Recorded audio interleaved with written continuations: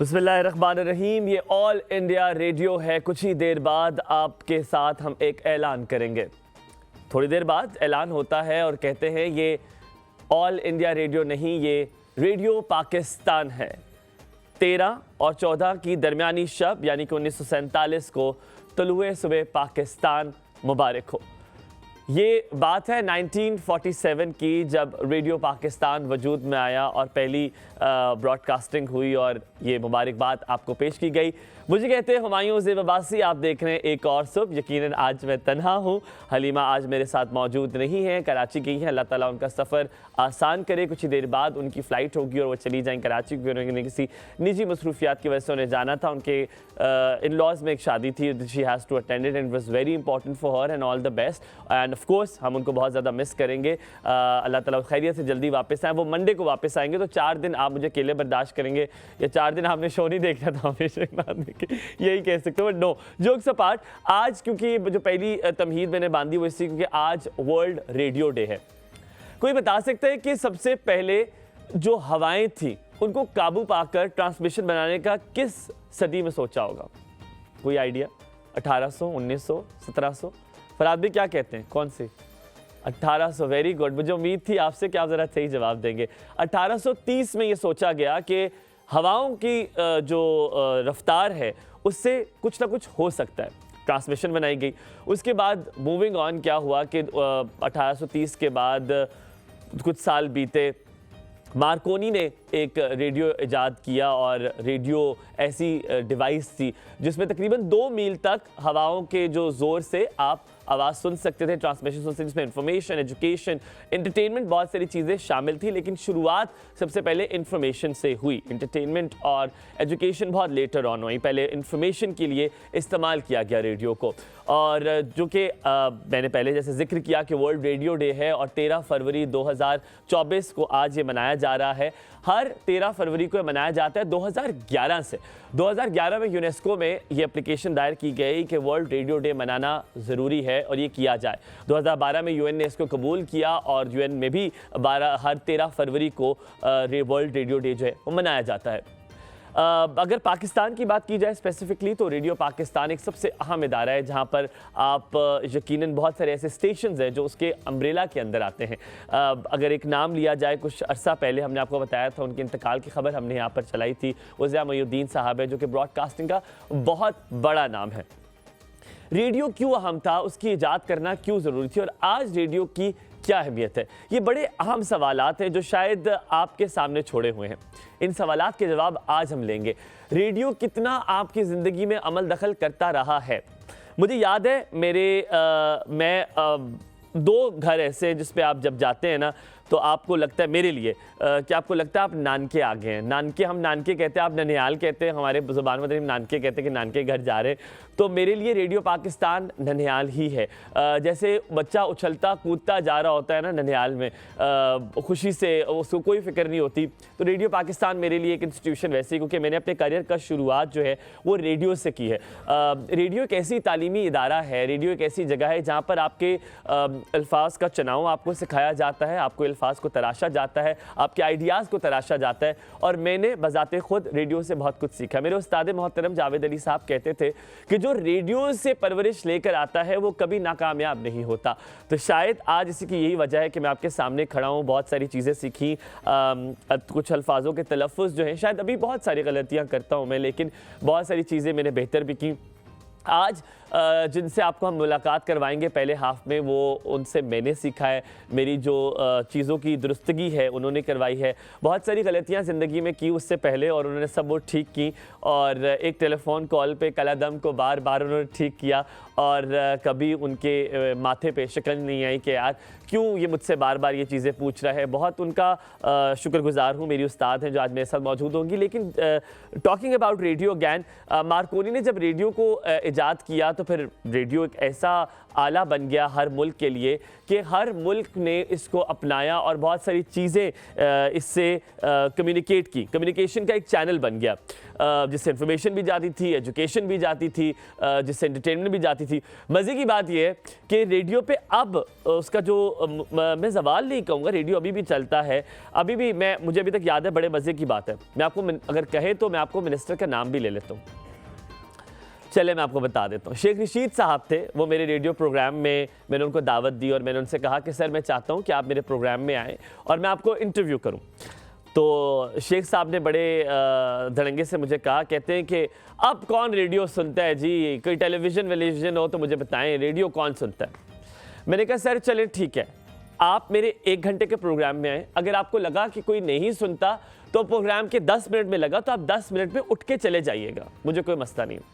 वो कहते मैं इतनी दूर से आऊँगा 10 मिनट के। मैंने कहा सर ये चले एक बच्चे की फरमाइश आप कर लें। ये तकरीबन 2017 की बात है, if I am not wrong, 16-17 की बात है, मुझे याद है।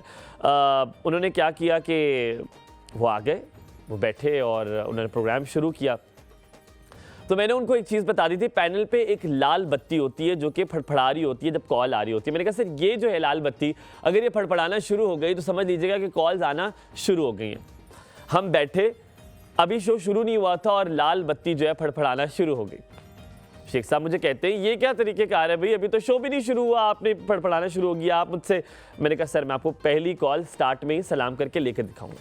हमने सलाम किया, हमने पहली कॉल ली और कॉलों का सिलसिला और ताना बाना इस तरह बनता रहा कि शेख साहब से मैं तकरीबन 3.5 सवाल पूछ सका। आधा सवाल जो मैंने पूछा था, काश मैं उसका जवाब आपको यहाँ पे दे सकता, वो बड़ा इंपॉर्टेंट सवाल था, लेकिन उनकी शादी के हवाले से ही सवाल था। तो 3.5 सवाल मैंने उनसे पूछे और उसके बाद हम कॉल्स पे कॉल्स देते रहे। और आज तक शेख साहब से जब भी मेरी मुलाकात होती है तो मुझे देखते हैं, मुस्कुराते हैं। और अब उस मुस्कुराहट के क्या मतलब है पीछे ये मुझे बिल्कुल नहीं पता, लेकिन वो मुझे देख के यकीनन मुस्कुराते हैं। शेख साहब से कुछ भी अंदाज़ा लगाया जा सकता है वो कौन सी मुस्कुराहट है, वो कौन सी मुस्कुराहटें आपको देते हैं, ये कुछ भी कहा जा सकता है। लेकिन रेडियो की ये मैं आपको बात बताऊं कि रेडियो आज भी सुना जाता है, लोग बहुत पसंद भी करते हैं। अगर आज भी आप कभी अगर आरजे हैं, आप जाके बैठे और आपको देखा जाए तो आप यकीनन विटनेस करेंगे कि it is one of the very nicest experience as well. अभी जनाब मुल्क के हालात के बारे में थोड़ी सी बात कर लेते हैं। मैं फराद भाई से बात कर रहा था, मैंने कहा मैंने रेडियो के बारे में तो बड़ी बातें आज सोच कर आए हैं, समझ कर आए हूँ, लेकिन आज क्योंकि मुल्क के हालात ऐसे हैं कि अब कब गवर्नमेंट जो है वो इस्टेब्लिश होगी। यूजुअली 72 घंटे में हो जाता होता है कि अनाउंसमेंट हो जाती है कि ये गवर्नमेंट मेक करेंगे। बाहर ममालिक के जो लोग हैं वो भी मुबारकबाद देते हैं एक मखसूस पार्टी को जिसका लगता है कि ये जीत जाएगा।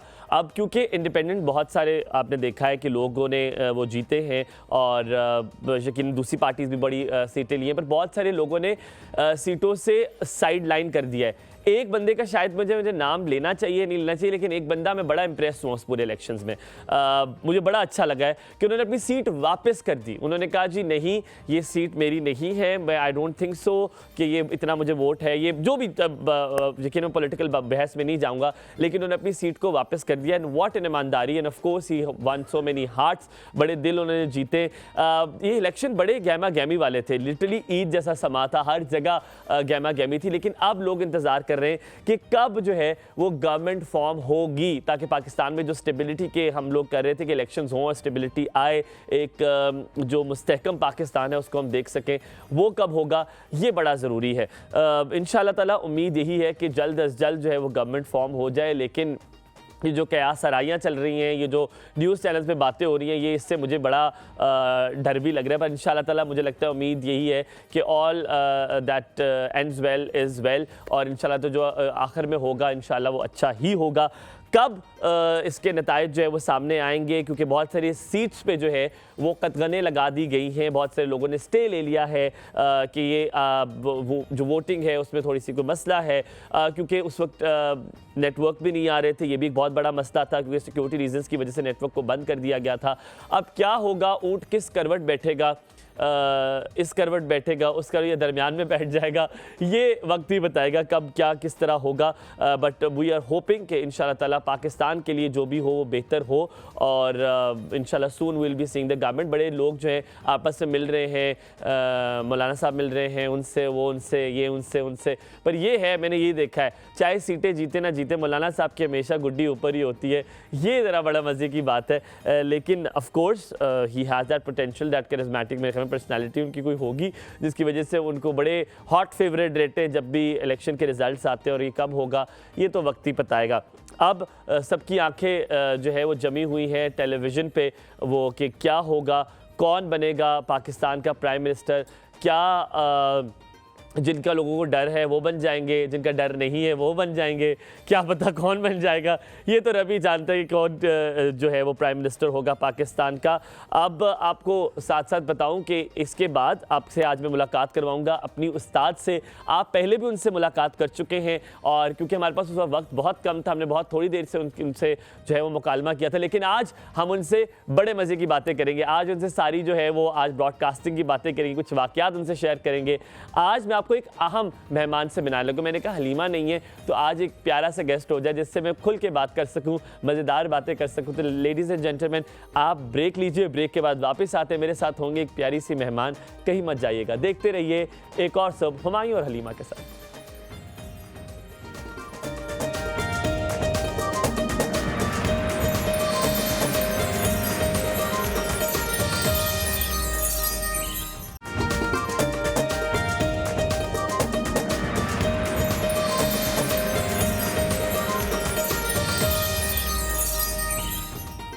गुड मॉर्निंग, सुबह खैर। आपको बड़ी आदत है हमारे जो है वो जो मस्खरे हम करते रहते हैं, आपके मस्खरे बने रहते हैं आपके सामने, और जो जोक्स करते रहते हैं वो आज यकीनन हलीमा मेरे साथ मौजूद नहीं, तो कोई हंसने वाला नहीं था, तो मैंने कहा मैं किसको हंसाऊंगा जो जोक्स करता हूँ।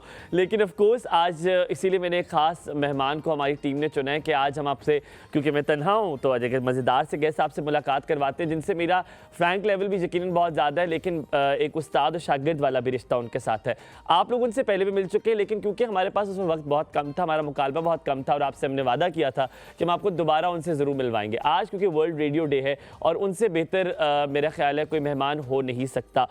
मैंने क्योंकि अगर मैं अपनी बात करूं तो मैंने जैसे आपको पहले भी कहा, जैसे आप ननिहाल जाते हैं तो वहाँ पर आप बिला झिझक शरारतें भी करते हैं, उछल कूदते हुए जाते हैं, इसी तरह रेडियो मेरे लिए एक ऐसा ही इदारा था।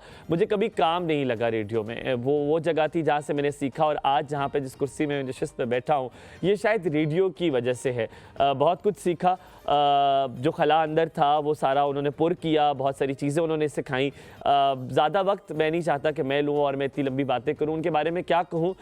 मेरी उस्ताद भी हैं, मेरी माजी भी हैं, और वो वर्ल्ड की माजी भी हैं। वैसे बाय द वे बड़े लोगों की वो माजी हैं और बड़े लोग उन्हें माजी बुलाते हैं, लेकिन उनसे एक चीज़ कहते हुए मैं उनकी तरफ जाऊंगा। ब्रॉडकास्टिंग की दुनिया में, आवाज़ की दुनिया में शायद सबसे अंडर एस्टिमेटेड अगर कोई खातून है तो वो हैं। वो ना अपने आप को सामने लाती हैं, शोज़ पे उनको बड़ा मिन्नतें करते थे कि प्लीज़ आप आ जाएं, वो कहते नहीं अब तुम लोग का मौका है, अब तुम लोग की बारी है, अब तुम लोग करो।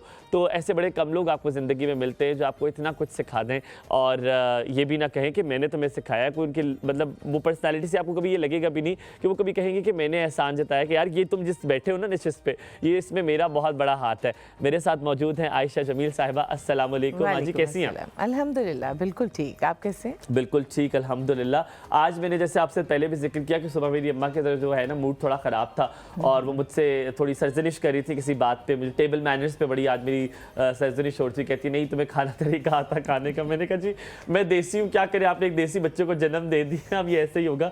फिर मैंने कहा आज आपकी पसंदीदा मेहमान आ रही हैं, तो मेरी बहन फ़ौरन से बोली, कहती आयशा जमील आ रही हैं। मैंने कहा जी बिल्कुल वही आ रही हैं। बहुत शुक्रिया आने के लिए, सबसे पहले बहुत शुक्रिया बुलाने के लिए। अब सबसे पहले अगर रेडियो की बात की जाए, रेडियो पाकिस्तान 1947 से ही पहली एक ब्रॉडकास्टिंग की आवाज़ आपको सुनाई दी जिसमें तलूहे सुबह पाकिस्तान के बारे में बात की गई और मुबारकबाद पेश की गई। यकीनन वो वक्त और था। सबसे पहला सवाल ही यही है, आपको लगता है कि रेडियो ऑब्सोलीट हो गया है? क्या रेडियो का जवाल शुरू हो गया है या हो चुका है? जिस दिन इंसान ने बोलना छोड़ दिया उस दिन रेडियो ऑब्सोलीट हो जाएगा। मैं ये कहती हूँ कि रेडियो आपकी पर्सनैलिटी का 70% आपको ग्रूम करता है, 70% तक जो ग्रूमिंग होती है आपकी पर्सनालिटी की वो रेडियो देता है। आप बताइए, रेडियो आपको खुद कलामी सिखाता है, बिल्कुल हाँ। रेडियो आपको एजम्पशन आपकी बहुत स्ट्रॉन्ग कर देता है, आपका तख़य्युल बहुत स्ट्रॉन्ग हो जाता है। जब आप रेडियो स्टूडियो में बैठकर बात कर रहे होते हैं तो आप खुद से बात कर रहे होते हैं और वो बात कर रहे होते हैं जो आप करना चाहते हैं, क्योंकि आपके सामने कोई सामने फिजिकली बैठा नहीं होता। हाँ। तो आप एक्चुअली खुद से बात कर रहे होते हैं, और जब आप खुद से बात करते हैं तो ज़ाहिर है आप वही करते हैं जो सच होता है। मैं अक्सर अपने प्रोग्राम्स में एक वाक़या बताती हूँ कि एक बार हम रेडियो शो कर रहे थे हाँ। और उस वक्त मेरे पास कोई टॉपिक नहीं था, मुझे ये समझ में नहीं आ रहा था कि क्या बात करें। हम बैठे जाके हॉट सीट पे और मेरे साथ एक होस्ट था, स्टूडेंट था मेरा, मोहसिन नाम था उसका। अच्छा, बड़ा ओके। तो उसने प्रोग्राम शुरू किया और कहता है कि मैं आज ये सवाल करूँगा कि आप हमें क्यों सुनते हैं। तो एक कॉलर ने कॉल किया और कहते हैं मैं मैडम आयशा को ये जवाब देना चाहूँगा। मैंने कहा प्लीज़। कहता है मैं इसलिए आपको सुनता हूँ कि जब आप बोलती है तो मुझे लगता है कि आप सच बोल रही हैं। इससे बड़ा कॉम्प्लीमेंट मुझे ब्रॉडकास्टिंग की, मेरा छोटा सा कैरियर है, उसमें मिला नहीं कभी। ना करें आपको सियासतदान उठा के ले जाएंगे कि जो बोलेंगी लगेगा सच बोल रही है। आजकल बड़ी सख्त जरूरत है सियासतदान को ऐसे लोगों की। नहीं सच, क्योंकि आप ब्रॉडकास्टर सच बोल रहा होता है। जब भी आप रेडियो के ऊपर बात करते हैं, आप एक मौजू लेते हैं और आप उस मौजू का तख़य्युल बनाते हैं। टीवी पे तो हमें आसानी भी है, खैर टीवी भी एक मुश्किल चीज़ है, ज़ाहिर है आपको बहुत कुछ अपीयरेंस देखनी पड़ती है, लेकिन एक चीज़ होती है कि जब आप कैमरा देख रहा होता है तो सराउंडिंग्स भी देख रहा होता है। अब तुम्हारे साथ बहुत अच्छे फूल पड़े हुए हैं, पीछे एक अच्छी सी सीनरी है, तो जो आपका विजन है वो डाइवर्ट भी हो रहा होता है इधर उधर। बट रेडियो, आप जो कुछ बोल रहे हैं वो आप उसका तख़य्युल भी किसी के जहन में, अगर मैं कह रही हूँ कि जी आप सड़क पर हैं, जैसे अक्सर हम कहते थे, हम ट्रैफिक ओरिएंटेड शोज़ कर रहे होते थे तो मैं कहती थी कि जी देखिए ये जो काली गाड़ी वाले हैं ना, मैं इनसे कह रही हूँ प्लीज़ सीट बेल्ट बांध लें, ये ऐसे ही नहीं लगाई कंपनी ने, आपके लिए लगाई है। तो अब जो मैं तो स्टूडियो में बैठी हूँ तो, लेकिन जाहिर है वो कनेक्ट करने के लिए, और जो सुन रहा होगा वो खुद को, अगर वो रोड के ऊपर है तो वो ज़रूर देखेगा कोई काली गाड़ी है, या और कुछ नहीं तो अपनी सीट बेल्ट ज़रूर देखेगा। तो बात यह है कि आप जब रेडियो पर बात करते हैं तो आपकी पर्सनालिटी भी उतनी ही ग्रूम हो जाती है जितनी के हमें ज़रूरत होती है। लाइक आपके कपड़े, आपका लिबास, आप जो खा रहे हैं वो आपके लिए है। आपने हेयर कट क्या रखा हुआ है, आप लग कैसे रहे, दिख कैसे रहे, अल्लाह ने आपको दिया है, आपने उसे ग्रूम किया है। लेकिन जब आप बोलते हैं तो जो आपकी पर्सनालिटी में चार चांद लगते हैं वो आपका वे ऑफ टॉकिंग होता है, अल्फाज का ज़ख़ीरा होता है, कंटिन्यूटी होती है। अच्छा माँ जी, अगर आज भी लोग करियर की शुरुआत करना चाहते हैं, मुझसे आज भी कोई पूछता है, शायद मुझे लगता है मैं बड़ा बुजुर्ग कोई नाना अबू टाइप हरकत करता हूँ, मुझसे कोई भी अगर, अब क्योंकि मैं यूनिवर्सिटी में भी एक हूँ, वहाँ पे पढ़ा भी रहा हूँ, तो मुझसे पूछते हैं जब भी मीडिया के हवाले से, वो कहते हैं जी हमने शुरुआत करनी है, हमने ब्रॉडकास्टिंग में जाना है, हमने टेलीविज़न पर जाना है। तो मेरा पहला जो आपने मुझे सिखाया था, मैंने कहा तुम रेडियो से शुरू करो, वहाँ से शुरू करो। तो आपको लगता है बहुत सारे लोग जाते भी हैं कि रेडियो पे वहाँ से शुरुआत करेंगे, लेकिन आप और मैं अब इस बात पे बड़ा ज़ोर से हंसेंगे कि रेडियो आपको जो पैसे देता है उस पर आपको हंसी आती है। आप कहते हैं ये क्या दिया है, मतलब ये क्या मूंगफलियाँ लेनी है इसकी, ये चने लेना क्या है इसका, क्या मंगवा रहे हैं आप मुझसे? अच्छा हाँ, ये आप उसके हवाले से आप क्या कहेंगे? रेडियो क्योंकि ज़ाहिर है कमर्शियली उतना स्ट्रॉन्ग नहीं है, फिर भी कमर्शियल रेडियोज़ शायद आपको थोड़ा बहुत पे कर देते हैं, लेकिन आप ये समझ लें कि रेडियो पर आपका काम करना आपकी लर्निंग कॉस्ट है। आप जब रेडियो पर बात कर रहे होते हैं, रेडियो से सीख रहे होते हैं, रेडियो आपको क्या सिखाता है, अल्फाज का तवातुर सिखाता है। अभी मैं बैक स्टेज आपको सुन रही थी और हंस रही थी और बहुत खुश हो रही थी कि माशाल्लाह तुम्हारे, आपके अंदर बहुत ज़्यादा आप रवानी में बोलते हो। तो जब इंसान रवानी में बोलता है तो उसकी बात की कंटिन्यूटी दूसरे का जो स्पैम है वो डाइवर्ट नहीं होने देती कहीं पर। तो तुम उतनी रवानी से बात क्यों करते हो? क्योंकि तुमने रेडियो किया। रेडियो किया, बहुत शुक्रिया। ये मेरे लिए बहुत बड़ी बात है कि आपकी तरफ से तारीफ़ आई है, जो कि आप बड़ी कम करती हैं। ऐसा नहीं है कि आप इतनी ज़्यादा तारीफ़ें मेरे सामने करें, लेकिन ये उस्ताद की बात होती है। आपने मुझे बहुत सिखाया, मुझे आज तक वो टेलीफोन कॉल नहीं भूलती। हर बार मैं आपसे जिक्र करता हूँ कला दम वाली, और तकरीबन हमारी कोई 3 से 4 मिनट की कॉल थी और मैं आपसे पूछा, मेरे कहा नहीं, आप कहती नहीं बेटा रुक जाओ, कला दम। तो अब वो लफ्ज़ मुझे गलत वाला जो है ना, मुझे याद ही नहीं आ रहा, अब मुझे वो सही वाला ही आता है, कला दम। तो वो that was one of the best experience. लेकिन आज भी लोग रेडियो को शौक से क्यों ज्वाइन करते हैं? कंटेंट होता नहीं है। मैंने देखा है आजकल भी आरजेस जाते हैं, उन्हें पता होता है कि अगर कोई बात नहीं आएगी तो गाना लगा देंगे, और जिस टॉपिक पे शुरू करते हैं लिटरली अगर इख्तिताम उनका हो रहा होता है उन्हें याद भी नहीं होता उन्होंने किस बात से शुरुआत की थी, वो रवानी की बात है और ख़त्म कहाँ पे करनी है। तो ये आपको लगता नहीं कि जो हेड ऑफ द रेडियो है वो कहता है सुनना किसने है, कितने लोग सुनेंगे, तो वो लेट इट गो कर देता है और कोई पॉलिसी नहीं है, कोई कंटेंट नहीं है, इसको बेहतर किया जा सकता है। अगर आप ये सोच कर रेडियो पर बैठेंगे कि हमें सुनेगा ही कौन, तो फिर बहुत अच्छा है कि आप अपने रूम में कंफर्टेबल एनवायरनमेंट में एक शीशे के सामने बैठ जाए, कम से कम आप अपने आप को सुन रहे होंगे। तो ये तो हमेशा एक ब्रॉडकास्टर को इस बात का यकीन होना चाहिए कि उसको इन्फिनिटी सुन रहा है, जिसको आप काउंट नहीं कर सकते, नंबर्स नहीं है कोई 0 to। और जब वो सुन रहा है तो उसमें मुख्तलिफ मिजाज के लोग हैं, मुख्तलिफ तरह की बात हो रही होती है। हाँ, ये आप बिल्कुल ठीक कह रहे हैं कि आजकल हमारे बच्चों में वो उसकी वजह ये है कि हम उर्दू से दूर हैं और हम अंग्रेज़ी के आमेज़िश के साथ बात कर रहे होते हैं, जो कि मैंने भी अभी कोई 8-10 अल्फाज अंग्रेज़ी के पिछली बातों आदत हो गई। हालांकि ये मेरे लिए बहुत ही बुरी बात है, लेकिन क्योंकि हम उर्दू नहीं पढ़ते, और सबसे ज़्यादा जो हमारे यहाँ जो चीज़ लैक कर रही है वो ये है कि हम मुताला नहीं करते। जो चीज़ आप पढ़ते हैं, जो चीज़ आप की नज़र से गुज़रती है, वो आपके जहन में कहीं ना कहीं नक्श हो जाती है, लेकिन जो आप सुन रहे होते हैं वो उतनी अच्छी तरह से आपको याद नहीं होती। वक्त आपको लगेगा ये चला नहीं। हाँ, एग्जैक्टली। और थिएटर में आपको स्टेज के ऊपर बाज़-औक़ात ऐसा हो जाता है। मेरे बड़े भाई सैफ़ हसन, मैं अभी उन्हीं का सवाल करने लगा था आपसे। वो मुझसे उम्र में बड़े भी हैं और बहुत तजुर्बेकार डायरेक्टर। अच्छा, मैं सबसे छोटी हूँ। आप सबसे छोटी? हाँ बिल्कुल। तो उनसे मैंने बहुत सीखा, उनकी डायलॉग डिलीवरी से, और वो ये कहते हैं कि मैंने जो कुछ सीखा वो थिएटर से सीखा, क्योंकि वो थिएटर किया करते थे बड़े संजीदा और अच्छे। तो मैं एक बार एक थिएटर देखने उनका गई, PNCA में आई गेस था, तो वो बैक पीछे चल रहे थे और चलते चलते उनका पाँव एक ऑब्जेक्ट वहाँ पड़ा हुआ था, उसके ऊपर लगा और वो गिर गए। ओए। और वो गिर गए, लेकिन उन्होंने इतनी कमाल अदाकारी से उसको कवर किया और ऐसा लगा लोगों को कि ये हिस्सा है उसका, ये उसी कैरेक्टर का हिस्सा। एग्जैक्टली। तो उनसे मैंने, खैर मैं टीवी से मेरा इतना कोई ताल्लुक़ रहा नहीं, सिवाय इसके कि तुम जैसे प्यारे बच्चे मुझे बुला लेते, लेकिन रेडियो से मुझे इश्क है और अब भी है।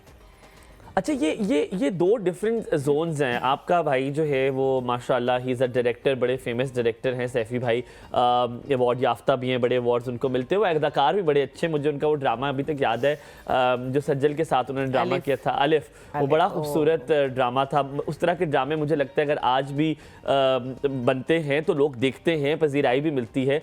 ये 2 डिफरेंट जोन्स हैं, वो हदायतकार, आप रेडियो से, लेकिन बहुत ज़्यादा डिफरेंट जोन नहीं है, ख़ानदान एक ही है, लेकिन एक ही इसी फैमिली में क्यों गए कि माँ बाप का रुझान इस तरफ ज़्यादा था कि आप लोग सब तकरीबन इसी तरह की फील्ड्स में? माँ बाप अगर हयात होते हैं, लव ने अपनी जवानी रहमत आमीन। मुझे लगता है कि मेरी माँ मेरी दुनिया की बेस्ट माँ थी, सबको लगता है, मेरा बाप दुनिया का बेस्ट बाप था, लेकिन उनका कोई ताल्लुक़ मीडिया से नहीं था। हम इंतहाई एक मजहबी घराने से हमारा ताल्लुक़, लेकिन उन्होंने हमें कॉन्फिडेंस दिया, हमारे पेरेंट्स ने हमें, जैसे मैंने आपको बताया कि हम रात के वक्त बैठकर कहानियों के ऊपर, अहमद यार ख़ान के जो वो खुरे तलाश करते थे उसके ऊपर डिस्कशन। तो बीज तो बोया ना, फिर बीज बोया। हाँ, लेकिन ये कि मीडिया हम ज्वाइन करेंगे ये शायद उन्होंने नहीं सोचा था। और ये उस वक्त जब मैंने यूनिवर्सिटी ज्वाइन की तो मैंने मैथ्स के, मेरे उस्ताद का बड़ा हाथ है इसमें, महमूद गजनवी नाम था उनका, और मैं 1992-93 में कराची यूनिवर्सिटी में थी, तो उन्होंने मुझे पहली बार भेजा रेडियो पाकिस्तान। अच्छा। आगा नासिर साहब हुआ करते थे वहाँ पर, और एक किस्सा मैं ज़रूर सुनाऊंगी प्लीज प्लीज प्लीज। कि जब मैं वहाँ गई तो जब आप घर से बहुत ज़्यादा पढ़ लिख के जा रहे होते हैं, बहुत इंटेलेक्चुअल होते हैं, और शीन काफ भी आपकी वालदा, मेरी वालदा पान खाया करती थी, और जब कभी हमें काफ को काफ कह दूँ तो वो कहती थी हलक में हड्डी बची। और सरौता होता था उनका हथियार अपने उनके पास, तो हम बहुत डरते थे। तो हमें सरोता वो क्या होता है? जैसे छालियाँ काटते हैं। ओह उसको सरोता कहते हैं। यार बड़े मजे के लफ्ज़ गाना है सरोता कहाँ भूल गया है। अच्छा ठीक है। तो उन्होंने हमें बाकायदा सरजनिश करके हमारी उर्दू दुरुस्त कर दी। ठीक है। अच्छा, ये एक गलत कॉन्सेप्ट है कि जो उर्दू स्पीकिंग लोग होते हैं उनकी उर्दू बहुत अच्छी होती है। ऐसा बिल्कुल नहीं है। कराची में आपको सबकी उर्दू बहुत अच्छी नहीं मिलेगी, लेकिन आपको फैज़ की कमाल उर्दू मिलेगी। फैज़ पंजाब से थे, फराज की उर्दू मिलेगी, इकबाल की उर्दू, सियालकोट से ताल्लुक उनका, पंजाब से। तो ये कहीं उर्दू किसी की मीरास नहीं है। जब कराची वाला होता है हम कहते हैं आपकी उर्दू बड़ी साफ है। हालांकि ऐसा नहीं होता। ऐसा नहीं होता। उर्दू आपको सीखने से आती है। हाँ, हो सकता है कि कोई लखनऊ से कोई लोग हों, कोई सीखे हुए आए हुए हों और उनके पेरेंट्स सब उनको आहिस्ता आहिस्ता आगे भेजते हैं, लेकिन बहरहाल उर्दू सीखने से आती है। तो मेरी वालिदा ने उर्दू के ऊपर हमारा बहुत काम किया। उससे क्या हुआ कि हमें अल्फाज का ज़ख़ीरा मिला, हम तवातुर से बोलने लगे, हमारी पर्सनालिटी ग्रूम हो गई। मैं हमेशा कहती हूँ कि जब आप बात करते हैं, वो जो पिछली इंटरव्यू में मैंने एक बात की थी जिस पे किसी के बारे में तुमने कहा था कि वो तस्वीरों से बहुत देर बात कर सकता है। तस्वीर से हम बहुत देर नहीं बोल सकते। तस्वीर को हम कितना एक देख सकते हैं, नहीं देख सकते ज़्यादा, लेकिन जब हम बात करते हैं तो शायद घंटों बात कर सकते हैं। मेरे साथ शायद there is a caller with us. जी अस्सलाम वालेकुम। वालेकुम अस्सलाम। आई एम सो सॉरी, मुझे शायद मेरा वो टॉक बैक नहीं चल रहा था तो मुझे आवाज़ नहीं आई। कैसी हैं आप? ठीक हैं? ठीक हूँ बेटा, आप कैसे हैं? हुमायूं बिल्कुल ठीक ठाक। जायदा आंटी देखिए मैं आवाज़ से पहचान रहा हूँ लोगों को कि मुझे नाम नहीं पता। हाँ बिल्कुल। हलीमा चलेगी कराची? जी हलीमा जी कराची चली गई हैं और इंशाल्लाह ताला मंडे को सोमवार वाले दिन वो इंशाल्लाह वापस। अल्लाह ताला उनका सफ़र आरामदेह करे। तो आज हमारी लाइट चली गई है, मैं बिल्कुल नहीं देख पा रही कि आप, मैंने बस सुना ही है, कोई मुझे लगता है कोई स्टेज शो से कोई ताल्लुक है इनका या कुछ इस तरह है। स्टेज शो से मुझे ना करे इनका ताल्लुक कभी स्टेज शो से। इनका ताल्लुक है ब्रॉडकास्टिंग मीडिया से। आज वर्ल्ड रेडियो डे है। मैंने आपको बड़े ज़ायदा आंटी आपको बताता हूँ, आप सुने, आपको बड़े मजे की बात बताता हूँ। ये वो खातून आज मेरे साथ बैठी है जिन्होंने मुझे सिखाया है और जिनसे मैंने सीख कर जो है वो ब्रॉडकास्टिंग मीडिया में जो कदम रखा है, तो आज मैंने उनको, हम लोगों ने दावत दी है, तो आप उनसे बात कर सकते हैं। इनको मेरा बहुत बहुत सलाम। वालेकुम अस्सलाम। कैसी हैं आप जाहिदा? अल्लाह का शुक्र है, आप कैसी हैं मैम? बिल्कुल ठीक, अल्हम्दुलिल्लाह, अल्लाह का करम है। अच्छा, मैं भी ना हुमायूं के साथ आजकल हुमायूं 4-5 दिन तो ये अकेला रहेगा, तो इसके साथ होस्टिंग करना चाहती हूँ। तो मुझे आपसे थोड़े से कोई गाइड की जरूरत है, मुझे गाइड करे, मैं एक दिन इनके साथ शो करूँ। Oh wow, that's a very good motivation. वैसे हाँ, वैसे आपके चांसेस बड़े ब्राइट हैं। अभी हलीमा नहीं है, 4-5 दिन आप आ जाए मेरे साथ शो करने के लिए। एक दिन ना मैं आपके साथ शो करूँ, मेरी बहुत ये विश है। ये विश आप थोड़ा सा सिखा दें। ये सिर्फ विश आपके हमारे जो भाई है ना जो पीसीआर में बैठे से वो पूरी कर सकते हैं मिस्टर हसनैन साहब। आप बहुत अच्छा बोल रही है मैम, आपकी इतनी वॉइस प्यारी है ना, इतना माशाल्लाह बहुत अच्छा बोल रही हैं आप। बहुत शुक्रिया। मुझे हाँ, मैं आपको देख नहीं पा रही मैं, बट मैं रिपीट में देखूंगी। तो ये हुमायूं से कह दे मेरी विश एक दिन पूरी कर दे, मैं एक दिन इनके साथ पोस्टिंग करूं तो जरा देखें कैसा लगेगा। जी इंशाल्लाह इंशाल्लाह। मैं इनके शो में आ चुकी हूँ एक दफा। और जी ये मेरे शो पे भी है। बिल्कुल, अल्लाह ताला मुझे बार-बार इनके शो में लेके जाए, जैसे मक्का मदीना की ख्वाहिश होती है ना, तो मैं बार-बार इनके शो में आऊंगी। अल्लाह ताला आपको खुश रखे। ज़ायदा अच्छा शो है ना, हम इतना एंजॉय करते हैं शो के साथ, मेरी बड़ी यादें वाबस्ता हैं। बहुत शुक्रिया, बहुत शुक्रिया। अल्लाह सलामत रखे आपको, अल्लाह ताला आपको सलामत रखे। हम यहाँ पे लेंगे छोटा सा ब्रेक के बाद वापस हाजिर होंगे। आप रहिए हमारे साथ, देखते रहिए एक और शो।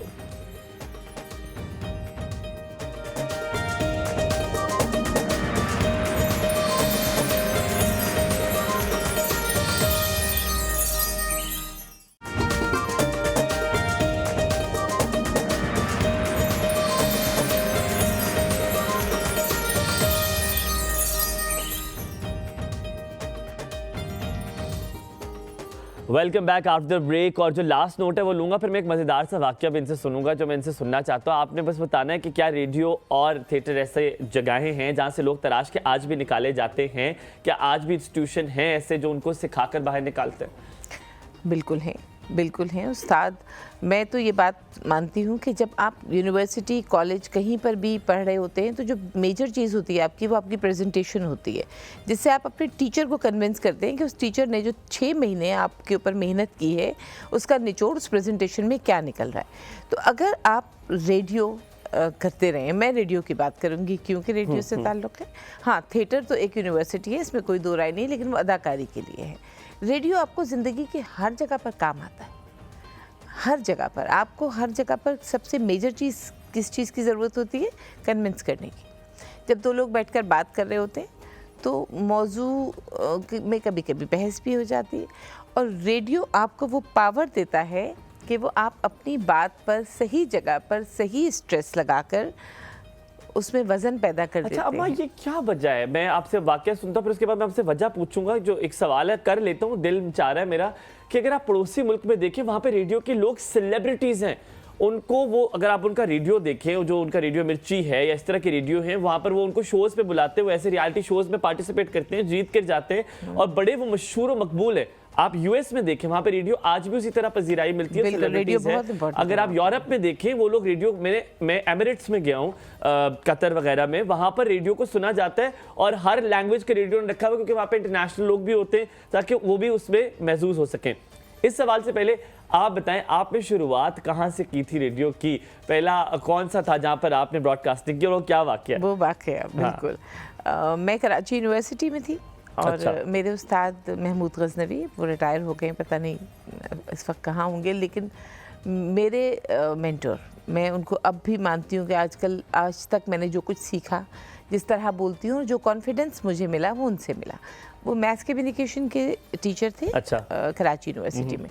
उन्होंने मुझसे कहा कि हमें रेडियो पाकिस्तान ने कहा है कि आप हमें बज़्म तुलबा के लिए कोई एक शख्सियत दें, ठीक है, जो कि प्रोग्राम होस्ट करे। मैं अगर गलत नहीं होगा, बच्चा भी कह दो ना, कोई भी बच्चा, स्टूडेंट दे दे, बच्चा स्टूडेंट ही कहा उन्होंने, तुलबा, बज़्म तुलबा था ना, और उस वक्त आप मैं स्टूडेंट थी, मैं उसको first. Hold your thought here, हम कॉलर लेते हैं ताकि मैं स्टोरी चाह रहा हूँ, इसको हम बड़े मजे से सुने। हमारे साथ नादिया हैं जी। अस्सलाम वालेकुम, सुबह खैर नादिया, कैसी हैं आप? क्या हाल है? ठीक है, सुबह बखैर। बिल्कुल ठीक। कल कहाँ थी आप?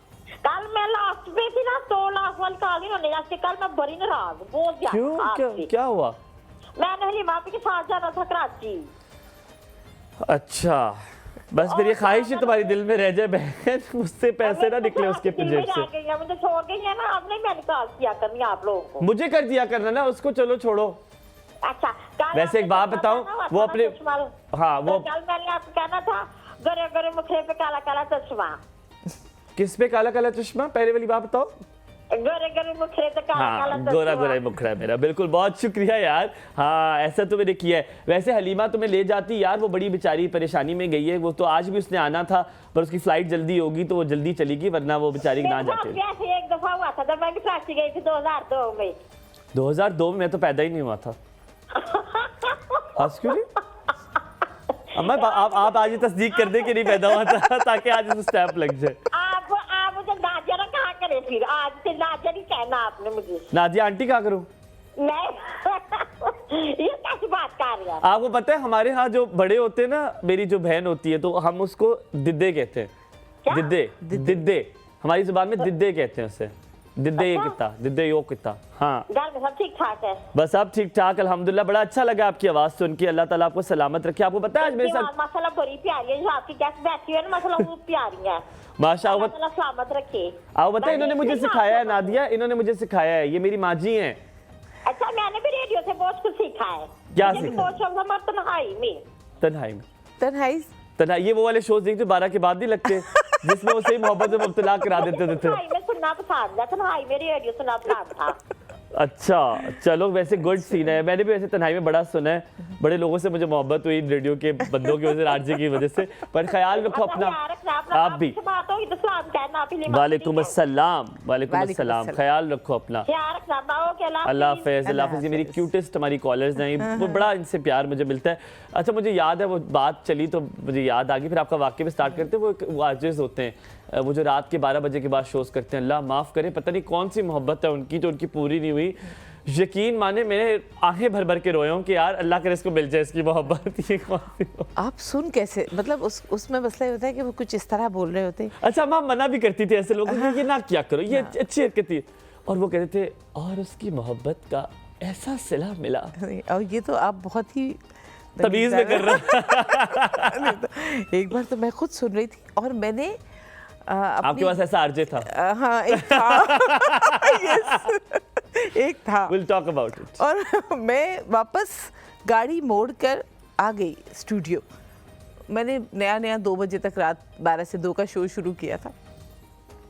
उसको ये लगता होगा कि अम्मा मैडम कहाँ जाग रही होंगी, बेचारी बुजुर्ग है, सो गई होंगी। तो मैंने वो गाड़ी में बैठी हुई थी, मैंने लगा हुआ था रेडियो।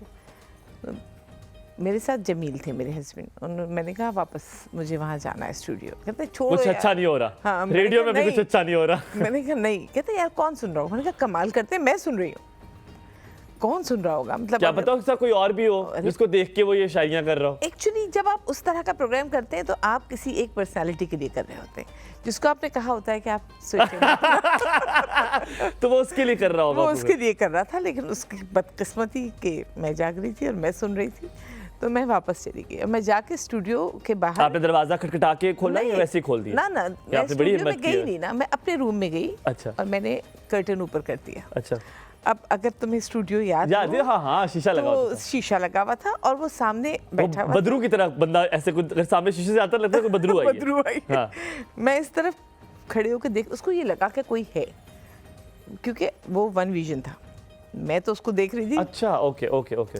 मेरा कमरा नहीं दिखता था वहां से। अच्छा, ठीक है। तो मैं उसको देख रही थी हाथ बांध के, बिल्कुल, और वो आंखें बंद करके बोल रहा था और उसको बिल्कुल कोई, मैंने सोचा ब्रेक लेगा। और अकेला था वो? और अकेला। शुक्र। तो मैंने, जो स्टूडियो इंजीनियर बाहर बैठा था, मैंने कहा तुमने सुन नहीं रहे हो?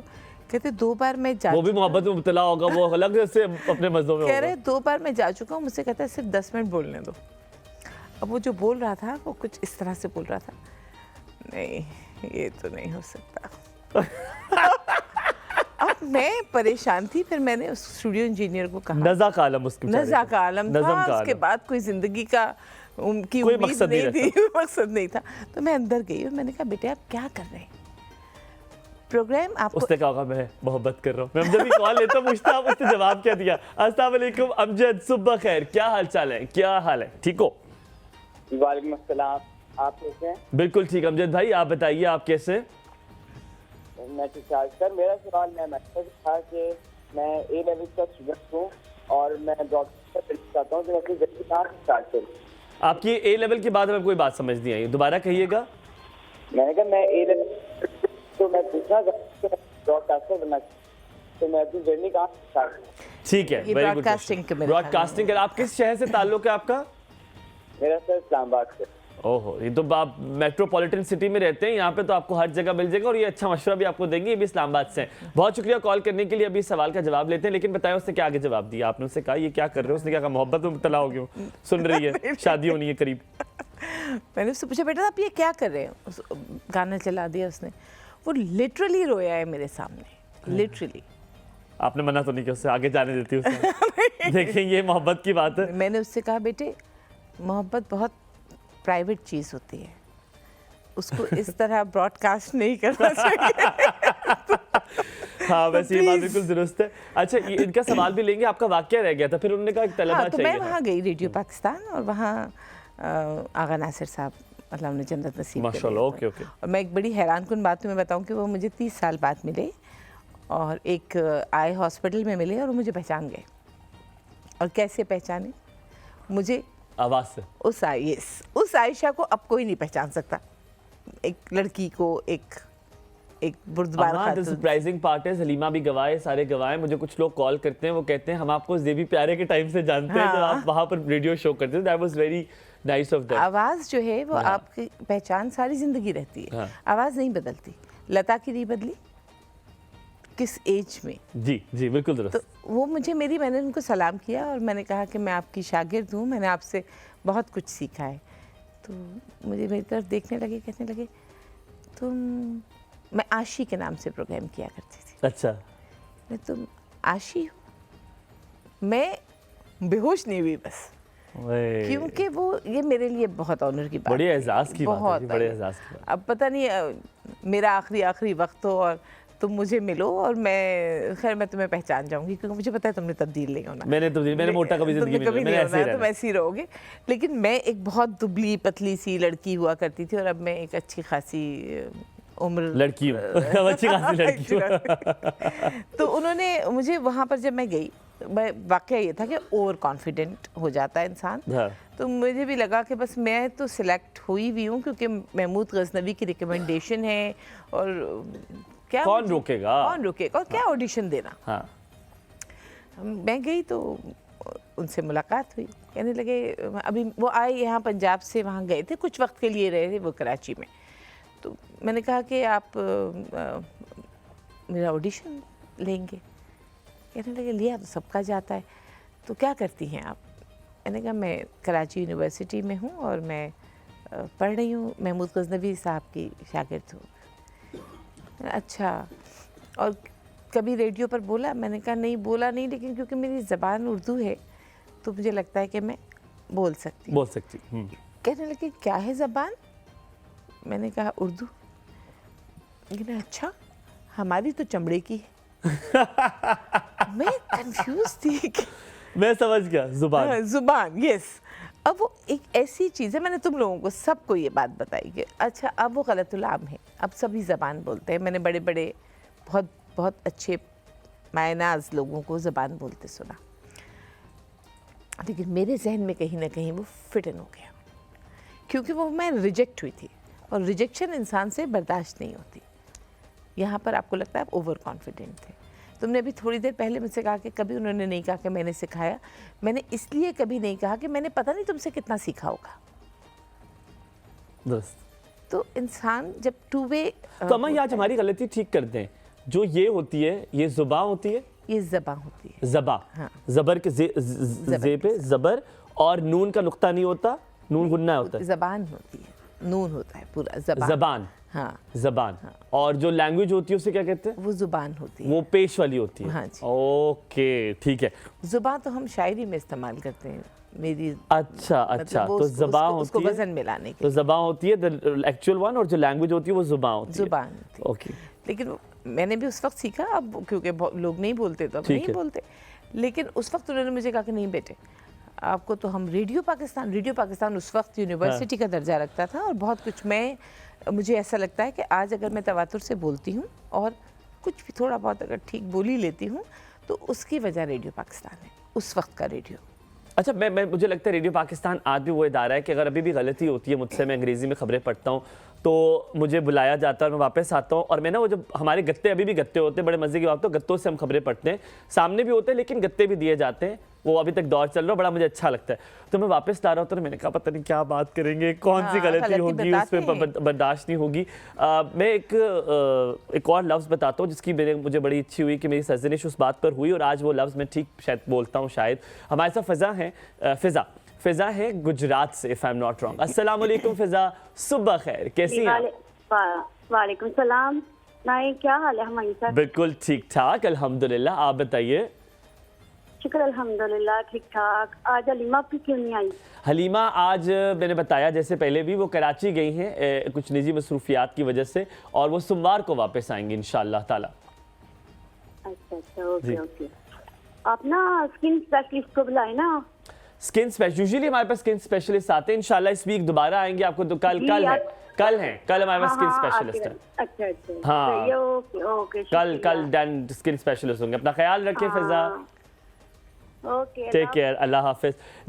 जो कॉलर्स यहाँ पर है ना, लिटरली रेडियो और उसके कॉलर में फ़र्क है। मुझे यहाँ पे लगता है कि मेरी फैमिली से कॉल आई है, वो लिटरली आपका हाल चाल पूछेंगे, वो कहाँ पर गया, अच्छा आप ये कब करने वाले। तो आई रियली लाइक इट, ये जो कनेक्शन है ना, ये जो लोगों से ये ताल्लुक है, शायद बचपन से मैं ये वाला ताल्लुक बनाना चाहता था, इसलिए आज मैं स्क्रीन पर बैठा हूँ। So coming back to you, तो उन्होंने मुझे कहा कि नहीं बेटा, हम आपको नहीं रख सकते क्योंकि ये तो बहुत सेंसिटिव जगह है। सॉरी, मेरा आज गला ख़राब है। अल्लाह से हदा। तो मैं जाके स्टूडियो से निकली और वहाँ सीढ़ियाँ थी। अच्छा। और मैं सीढ़ी पे बैठ गई और मैं रोने लगी। मैं ये सोच रही थी कि वो जिन्होंने मुझे इतने एतमाद के साथ भेजा है कि ये तो रिजेक्ट हो ही नहीं सकती। मैं आपको अपने टीचर से मोहब्बत हो जाती है। हाँ। आप उनके साथ आपकी अलग ही बाउंडिंग होती है।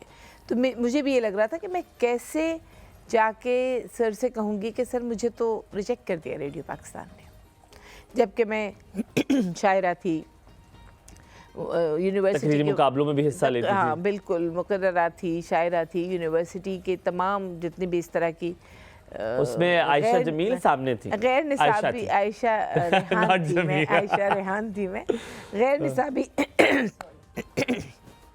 हम आपको मेरे ख्याल में पानी की ब्रेक देते हैं, हम वापस आते हैं, हम यहाँ पे लेते हैं छोटा सा ब्रेक के बाद वापस हाजिर होंगे तो हम आपको ठीक वाली आयशा जमील से मुलाकात करवाएंगे, जो गला उनका ठीक हो जाएगा। लेट्स टेक अ ब्रेक है।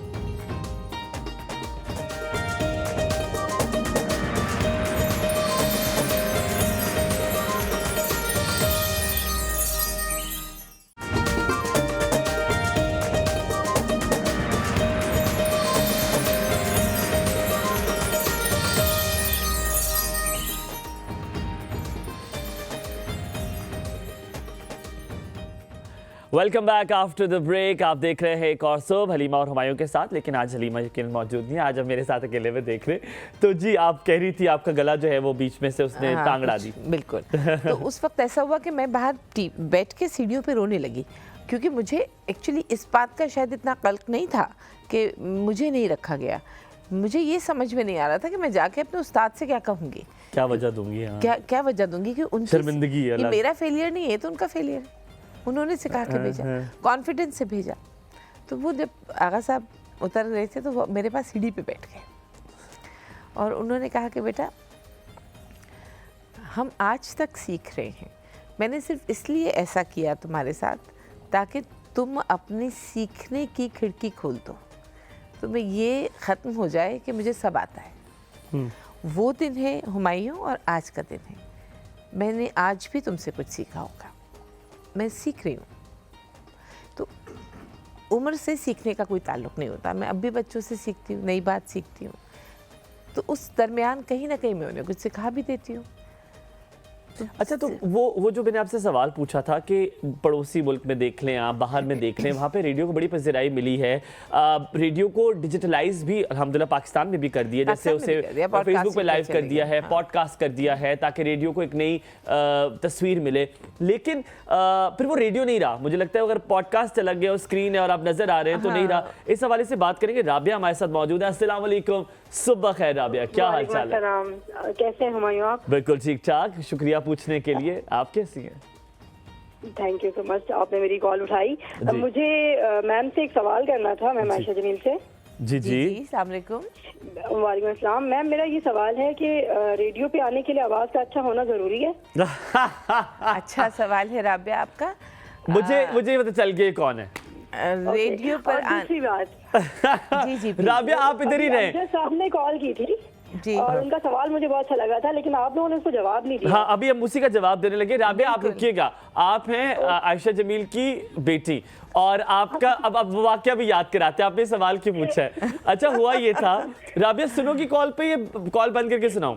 कॉल बंद करके सुना। कॉल बंद करके सुनाता। अभी बड़े मजे की बात हुई, ये मैं आज ऑन एयर करता, मैं रेडियो कर रहा था और मेरी इनके बच्चों से बेहद दोस्ती है। मतलब इस तरह के, जिस तरह अपने बहन भाई होते हैं, तो मेरी रेडियो में इनके साथ ऐसी दोस्ती थी और इनके बच्चों की इस तरह की दोस्ती किसी आरजे के साथ नहीं थी, मेरे साथ बहुत थी। तो घर वाला माहौल था। तो राबिया को हम बिया कहते हैं, ठीक है। तो बिया अब माशाल्लाह 2 बच्चों की माँ, 2 ही बच्चे हैं ना, 2 ही है, 3 दिन के, ठीक है। तो 2 बच्चों की अब माशाल्लाह वालिदा है, मेरे से तकरीबन छोटी है वो। लेकिन हुआ ये कि बिया और मैं, बिया थी तो मैंने कहा बिया बड़ा मज़ा आता है, 2 लोग करते थे शो, बड़ा मज़ा आता है। तो मैंने कहा बिया तो मेरे साथ आ जाओ। हमने इजाज़त मेरे ख्याल में नहीं ली थी आपसे, नहीं ली थी। हमने नहीं ली थी। और ये उनकी अपनी बेटी है। हमने जी शो शुरू किया। अब बिया की आवाज़ में एक खनक है, ठीक है, खनक इस तरह की उसकी किस तरह बताओ, हस्की सी आवाज़ है, ठीक है, और बड़े मज़ेदार सी आवाज़ है, मुझे बड़ी अच्छी लगती है। हमने शो शुरू किया, अभी 7 मिनट गुजरे थे और मुझे कॉल आना शुरू होगी। मैं देख रहा हूँ अम्मा जी लिखा मेरे फ़ोन में, कहा हैं ये क्यों कॉल्स कर रही हैं। अब मैंने कहा काम होगा, हमने जो रेडियो का दस्तूर है हम गाना लगाते हैं, और हमने कॉल उठाई। मुझे कहती है किसकी इजाज़त से आपने इसको बिठाया? किसको? तो मुझे लगा अपनी बेटी को तो ये नहीं कहेंगी, तो कहती है बिया को किसने बिठाया? अब ये बात हुई तो मुझे लगा, मुझे भी तक याद है नेटवर्क इशू, तो कॉल बंद हो गई, हमारी बात नहीं हो सकी।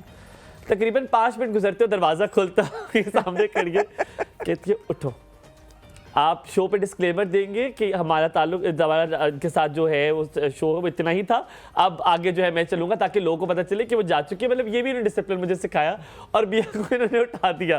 तो आज बिया ने आवाज़ से मुझे कहती तुम ब्रॉडकास्टिंग नहीं कर सकती, तुम्हारी आवाज़ ब्रॉडकास्टिंग वाली। ये वाकया बताया। अच्छा, मैं बताऊं कि राबिया बहुत टैलेंटेड है, इसलिए नहीं कि मेरी बेटी है, वो बहुत टैलेंटेड बच्ची है, लेकिन अल्लाह ताला ने आप हर एक का एक रोल। सॉरी आपकी बात काटो, कता कलामी की माफी, बल्कि बिया प्रोड्यूसर भी थी उस टाइम पे, और प्रोड्यूसर को आपने नहीं बैठने दिया। हम कॉलर लेते, फिर आपने बताना कि वजह क्या थी इसकी, आपने क्यों नहीं करने दिया। अस्सलाम वालेकुम जी, कैसी हैं आप? बेटे कैसे हैं आप? बिल्कुल ठीक ठाक, आप कैसी हैं? अल्लाह आपको सेहत दे बेटा, अल्लाह पाक। आमीन। बहुत शुक्रिया। बेटा शबान का चांद मुबारक हो आपको भी बहुत बहुत मुबारक हो शबान का चांद। बेटा। बेटा एक रिक्वेस्ट करनी है, अगर आप पर्सनल तौर पे मुझसे फोन पे बात कर सकती है। आप मेरे बेटे हैं, तो मैं एक माँ होने की हैसियत आपको कह रही हूँ कि मेरे से आप बाद में फोन पे बात कर सकते हैं। 100% मैं आपसे आज इसके बाद जरूर बात करूँगा, कोई मसला नहीं, ठीक है? बहुत शुक्रिया बेटा, कोई मसला नहीं, सलामत रहे, खुश रहे, आबाद रहे, बहुत बहुत शुक्रिया। ये देखो, ये मोहब्बतें हैं, ये मोहब्बतें मैंने रेडियो से ना ये मोहब्बतें ही कमाई है। अच्छा, ये लत जो है ना, ये रेडियो से ही पड़ती है, ये जो मोहब्बत वाली। आपसे लोग ऐसे इश्क करते हैं, आपको कभी भी खुद यकीन नहीं आते कि मेरी बात कर रहे हैं। तो आपने बिया को जनाब क्यों ब्रॉडकास्टिंग से उठाया? बिया जो है वो टैलेंटेड थी, प्रोड्यूसर बहुत अच्छी थी, वो फ्रेम बड़ा अच्छा करती थी किसी भी प्रोग्राम को, उसकी रिसर्च बहुत अच्छी होती है। लेकिन अल्लाह ताला ने हर इंसान को एक अलग रोल के लिए पैदा किया है। जैसे मुझसे कोई कहे कि मैं अदाकारी कर लूँ, तो मैं नहीं कर सकती, सदाकारी तक ठीक है। नहीं, अदाकारी आप कर सकती हैं, ये बात मैं नहीं मानने वाला। अदाकारी मुझसे अच्छा, नहीं बिया होगी। की मैनेजमेंट स्किल्स बहुत अच्छी थी। जिस तरह वो टीम को लेकर चलती थी, और हम बड़ी आसानी से, हालांकि 2 प्रोड्यूसर्स उस टाइम पे, दूसरे का नाम मैं नहीं लूंगा, लेकिन मैं हमेशा कॉल बिया को करता था। मैंने कहा बिया ये चीजें इसको किस तरह कर लूं। She always had a solution of everything. So she had that management skills. तो आपको लगता है ब्रॉडकास्टिंग की भी आवाज होती है, और वो अब सवाल का जवाब भी थे, A लेवल के बाद ब्रॉडकास्टिंग करना चाहते हैं तो क्या किया जाए? बिल्कुल, एक तो ये कि ब्रॉडकास्टिंग के लिए आपकी आवाज़ बिल्कुल मेजर की होती है उस जगह पर जाने के लिए। अच्छा। मेजर चीज़ होती है। हर कोई ब्रॉडकास्टर नहीं बन हर कोई सकता? नहीं बन सकता, हर कोई अच्छा ब्रॉडकास्टर नहीं बन सकता। ब्रॉडकास्टर तो कोई भी हो सकता है। ब्रॉडकास्ट, आप जब टेलीफोन के ऊपर भी बात कर रहे हैं तो आपको पता है कि आप ब्रॉडकास्ट कर रहे हैं, जी। लेकिन आवाज़ आपकी मेजर कुंजी होती है। अच्छा, आवाज़ को ट्रीट भी किया जा सकता है, जो कि हम लोगों को, हमने उसके ऊपर बाकायदा एक्सरसाइज भी की है। मैं वो जो A लेवल वाला बच्चा है उसको जवाब दे रही हूँ ये कि क्योंकि उनकी आवाज़ कट रही थी तो मुझे इसका अंदाज़ा नहीं हो सका कि आवाज़ कैसी थी। लेकिन अगर शौक़ है तो किसी भी रेडियो पर हॉट सीट पर बैठने के लिए थोड़ा सा उसका कुछ इंतज़ामी उमूर पूरे करने होते हैं, तरबियत करनी पड़ती है। तो एक तो ये कि जो सुराही होती है, आपने देखी सुराही जिसमें आगे पत्ती, जी बिल्कुल। हुमायूं इसलिए हंस रहा है कि मैंने इसको भी करवाई जरूर होगी, मुझे याद आ गया। यस। तो उस सुराही के अंदर आपने अपना मुंह डालना है और एक तवातुर में आवाज़ आ की निकालनी, जितनी आपके फेफड़े में। क्या घड़ा भी हो सकता है उसकी जगह? नहीं, घड़ा नहीं हो सकता, क्योंकि आवाज़ को कम होती है ना, तो नीचे हमें आवाज़, हवा को बाहर नहीं जाने देना। उससे आपके अंदर सांस आपकी बेहतर होती है, दूसरे आपके वोकल कॉर्ड्स खुल जाते हैं। अच्छा। और आवाज़ में, खैर मेरी आवाज़ तो मुझे ऐसा लगता है कि शायद अगर कोई बंद जार भी हो उसमें भी किया जा सकता है, लंबा जार। एग्जैक्टली, कुछ भी ऐसा हो जो नीचे से चौड़ा हो, लंबा नहीं हो। और मशवरा उनके लिए ये कि रेडियो से शुरुआत करें। रेडियो से ही शुरुआत करें आप, रेडियो। और अब तो वेब रेडियोज़ इतने आ गए, आप अपना खुद बना के बोल सकते हैं। आप सिर्फ अपनी ओपनिंग और क्लोजिंग वो स्ट्रॉन्ग रखें। दूसरे कि जब आप बैठ रहे हैं हॉट सीट के ऊपर, तो और फिर जी जनाब कैसे हैं आप, ये नहीं होना चाहिए।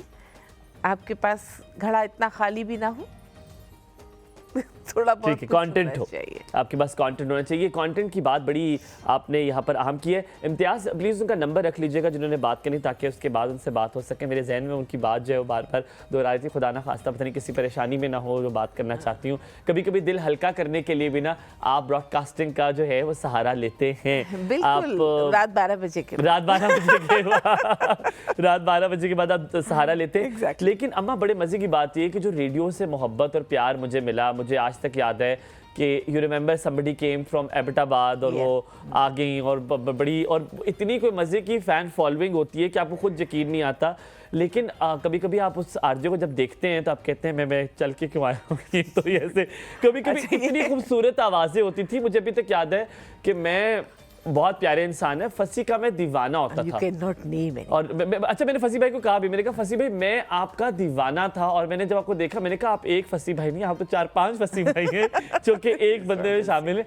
लेकिन क्या शो करते थे फसी भाई वो हारिस के साथ, मतलब आई वाज अ बिग। आपको आवाज़ से मोहब्बत हो जाती है और वाकई हो जाती है, जेन्युइनली हो जाती है। यानी जब मैंने अगर रेडियो किया तो मैंने जाहिर है पहले रेडियो सुना, और जब रेडियो आप सुनते हैं तो आपको लगता है कि ये जो शख्स बोल रहा है, क्योंकि उसके बोलने के ऊपर उसकी पूरी पर्सनालिटी आप डिफाइन करते हैं। ठीक है, हमारे साथ 2 कॉलर्स मौजूद हैं। अस्सलाम वालेकुम जी, कैसे हैं आप? अस्सलाम वालेकुम। अस्सलाम वालेकुम। वालेकुम सलाम। थोड़ी सी वॉल्यूम बढ़ाइएगा, मुझे आवाज़ है। अस्सलाम वालेकुम जी। अस्सलाम वालेकुम। सुबह सीमा है आप हमारे साथ, कैसी हैं आप? वाह जी, सुबह खैर, कैसे हैं प्यारे लोगों? बिल्कुल ठीक ठाक सीमा जी, आप कैसी हैं? जी मैं खैरियत से हूँ और आपकी खैरियत नेक मतलूब है। बहुत शुक्रिया। अच्छा, बहुत खूबसूरत मेहमान है आपकी, बड़े धीमे अंदाज में वो अपना रेडियो का सफ़र बयान कर रही हैं जी। अच्छा, और सबसे पहले तो दुआ करेंगे कि ज़ैन महिउद्दीन साहब के दर्जात बुलंद हों। आमीन आमीन आमीन। अच्छा, किसके दर्जात बुलंद हो? सॉरी मुझे आवाज़ नहीं आई। ज़ैन महिउद्दीन साहब का बिल्कुल जिक्र हो रहा है बिल्कुल, ना, अल्लाह ताला रेडियो के यकीन, जब रेडियो की बात होती है तो उनका नाम सर फहरिस्त होता है। मैंने शुरू में भी लिया था। मैं जब भी रेडियो की सीमा बात करती हूँ और अपने कोई स्टूडेंट्स को पढ़ा रही होती हूँ तो मैं हमेशा उनसे कहती हूँ कि आप ज़ैन महिउद्दीन को सुने।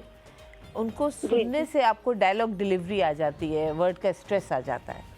जी, बहुत बड़ा काम किया उन्होंने। हम तो जाहिर है बचपन से जब भी टीवी देखते हैं तो जब भी उनकी बात आती है तो बड़े गौर से सुनते हैं उनकी बात को। तो बिल्कुल बिल्कुल, आपने बड़ा खूबसूरत नाम लिया है सिमाप जी। मुझे याद है मैं उनकी डॉक्यूमेंट्रीज देख रहा था तो कहते थे कि ज़िया भाई को जब भी वो किताब गिफ्ट की जाती थी तो बड़ा बुरा लगता था। तो मैंने तजस्सुस हुआ, मैंने कहा कि बुरा क्यों लगता था। उनके एक बड़े चाहने वाले जो मेरे वालिद साहब के बड़े अच्छे दोस्त हैं, तो मैंने कहा अंकल क्यों आपको बुरा क्यों लगता था? कहते जब भी वो खोलते थे तो उनके चेहरे पे मुसरत नहीं होती थी। मैंने कहा क्यों? कहते क्योंकि वो कहते थे ये किताब तो मैं बहुत पहले 3-4 बार पढ़ चुका हूँ।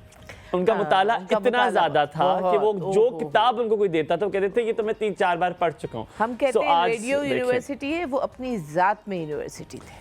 जो बात है। बहुत शुक्रिया सिमाप जी कॉल करने के लिए। सलामत रहिए। हमारे साथ हैं कुलसूम। सुबह खैर कुलसूम, कैसी हैं आप? अस्सलाम वालेकुम। वालेकुम अस्सलाम। क्या हाल है आपका? ठीक है, बिल्कुल ठीक ठाक। आप बताएं आप कैसी हैं? मैं शुक्र है अल्लाह का ठीक हूँ जी। बहुत आज आपका अच्छा प्रोग्राम है। बहुत आपके मेहमान को बहुत मेरा सलाम। वालेकुम अस्सलाम। वालेकुम अस्सलाम। बहुत अच्छी लग रही है आपकी मेहमान और मैं बहुत खुश हो रही हूँ क्योंकि मैंने भी MA उर्दू किया हुआ है। तो मतलब हाँ जी, कहाँ ये से? है कि मैं आपसे मिलके, आपको देख के, आपकी बातें सुन के मैं बड़ी मुतासर हुई हूँ। मुझे बहुत अच्छा लगा है। बहुत शुक्रिया। कुलसूम जी कहाँ से किया आपने MA उर्दू? किस जगह से, किस यूनिवर्सिटी से किया? मैंने लाहौर से किया। माशाल्लाह, वो इदारा जहाँ पे, और वहाँ पे तो मुझे लगता है, मुझे बड़ा दुख होता है कि लाहौर में फैज फेस्टिवल भी होता है बहुत जा बजा। लाहौर में अदबी महफिलें बड़ी होती हैं। इस्लामाबाद इस चीज़ से बड़ा दूर है। अभी जो फैज कॉन्फ्रेंस हुई थी, आप यकीन माने इतने लोग आए थे कुलसूम जी, मैंने कहा यार यहाँ पे तो लोग तरसे हुए हैं इन चीज़ों के लिए। सही बात है। पता क्या बात है, आप जब भी कोई ऐसे मतलब उर्दू के साथ से या वैसे कोई जुबान के साथ से प्रोग्राम करते हैं ना, मैं बहुत खुश होती हूँ कि मुझे ऐसा लगता है कि जैसे मेरी फील्ड का है, मेरे दिल के करीब होता है। बस हम तो आज मैंने इस प्रोग्राम में ऐसे कॉल की है, पहले तो लगती नहीं थी कभी होता है किसी का। तो माशाल्लाह से बहुत अच्छा ये बोल रही है और बहुत अच्छी लग रही है। बहुत बहुत शुक्रिया, सलामत रहिए। उनकी तरफ से मैं भी शुक्रिया अदा करता हूँ कि मुझे लगता है मेरी भी तारीफ हो रही है जब आपकी तारीफ होती है। आपकी तो हो रही है, आपकी तो पहले तारीफ है। बहुत शुक्रिया, सलामत रहिए कुलसूम जी, बहुत अच्छा लगा आपसे बात करके। So coming back to that thing again, तो वो पजीराई क्यों नहीं मिल रही जो सेलिब्रिटी स्टेटस मिल जाता है यहाँ पे आरजेस को, रेडियोस को दूसरे कंट्रीज में, यहाँ क्यों नहीं हो रहा? एग्जैक्टली, वजह क्या? वही वाली बात जो कि आपने पहले कहा कि लोगों को ऐसा लगता है कि रेडियो ऑब्सोलीट हो गया, और हमारे यहाँ हम ये क्यों कहें कि पजीराई नहीं मिल रही। किसी चीज़ को पजीराई जब नहीं मिलती, कब नहीं मिलती? जब कंटेंट में प्रॉब्लम आती है। असल प्रॉब्लम ये है कि अब मैंने अभी थोड़ी देर पहले कहा कि मैं एक रेडियो प्रोग्राम सुन रही थी और एक साहब ने कहा, अस्सलाम वालेकुम नाजरीन, मैं हूं आपका दोस्त, आपका होस्ट, और कैसे हैं आप? मैं थोड़ी देर में वापस आऊँगा, इतनी देर के लिए मैं आपके पास छोड़ के जा रहा हूँ एक इंतहाई खूबसूरत नगमा। जब मैं लौट के आऊँ फिर हम करेंगे बातें, कुछ आप मुझे ज़रूर बताएंगे। वो कुछ बताने को तैयार नहीं था, सुनने को तैयार था। तो उसके पास कुछ नहीं था। उसने रेडियो पे गाना लगा दिया, गाने के बाद वो वापस आया, उसने कहा जी आज हम आपसे कुछ अच्छा सा वाक़या सुनेंगे कॉलर्स से। कॉलर्स हमारे लिए बहुत इंपॉर्टेंट होते हैं, लेकिन पहले आपको बैठाया इसलिए जाता है कि आप कॉलर, आप भी कुछ देना, आपको कुछ देना होगा, आपको भी देना होगा। अम्मा यहाँ पर क्योंकि हमारे पास वक्त जो है वो कम है, बस आखिरी बात एक करूँगा। मुझे अभी तक याद है आपके रेडियो से एक चीज़ मैंने बड़ी खूबसूरत सी, बहुत सारी चीज़ें सीखी, लेकिन सबसे खूबसूरत चीज़ ये देखी कि मुझे कॉल्स आना जो है वो कम हो गई। मैं डर गया, घबरा, क्योंकि तो मौत होती है आपकी जब भी आपको लगे कि ऑडियंस ही सुन रही। हम तो छोटे थे, घबरा जाते थे। तो मैंने अपने प्रोग्राम का नाम बिया से पूछा, अभी तक बिया को याद होगा, मैंने बिया से कहा बिया मैं अपने प्रोग्राम का नाम होता था जेबी प्यारे के नाम से मेरा शो होता था, लेकिन मैंने कहा मैं चेंज करके कर रहा हूँ कि कोई हमें नहीं सुन रहा। मैंने प्रोग्राम का नाम चेंज किया और आप यकीन माने कि मेरा प्रोग्राम होता था 7 से 9 और लोग ना अपनी सारी बातें कहते हमें कोई सुन तो नहीं रहा ना। मैंने कहा नहीं, आपको कोई सुन नहीं रहा। So this strategy, the content has, you have to change according to the situation, जो उस वक्त की उस वक्त का मरहला है, जो सदी है, जो साल है, जिस तरह की जनरेशन है, उसके हिसाब से अगर आप अपनी चीज़ों को तब्दील करें और अच्छे से तब्दील करें तो ये मुमकिन ही नहीं है कि लोग आपको ना सुने। मायूं, जब आप रेडियो पर बोल रहे होते, मैं ये कहती हूँ कि वो ब्रॉडकास्टर ही नहीं है जिससे किसी को प्यार ना हो। है, शुक्र है मुझसे है, थोड़ा सा लग रहा है कि होंगे, थोड़ा बहुत है। आप जी, हम क्योंकि अब हम बहुत सतही हो गए ना, हमें बस प्यार मोहब्बत का लफ्ज़ एक ही तरह से समझ में आता है।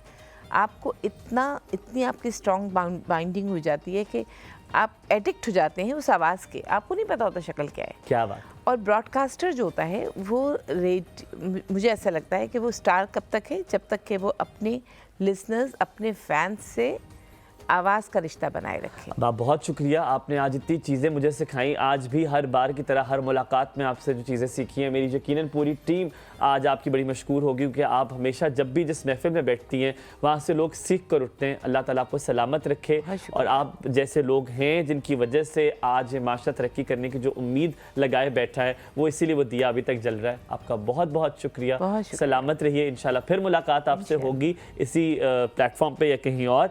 आप यहाँ पर लीजिए छोटा सा ब्रेक के बाद वापस हाजिर होंगे, हमारे साथ होंगे नए मेहमान। कहीं मत जाइएगा, देखते रहिए एक और से।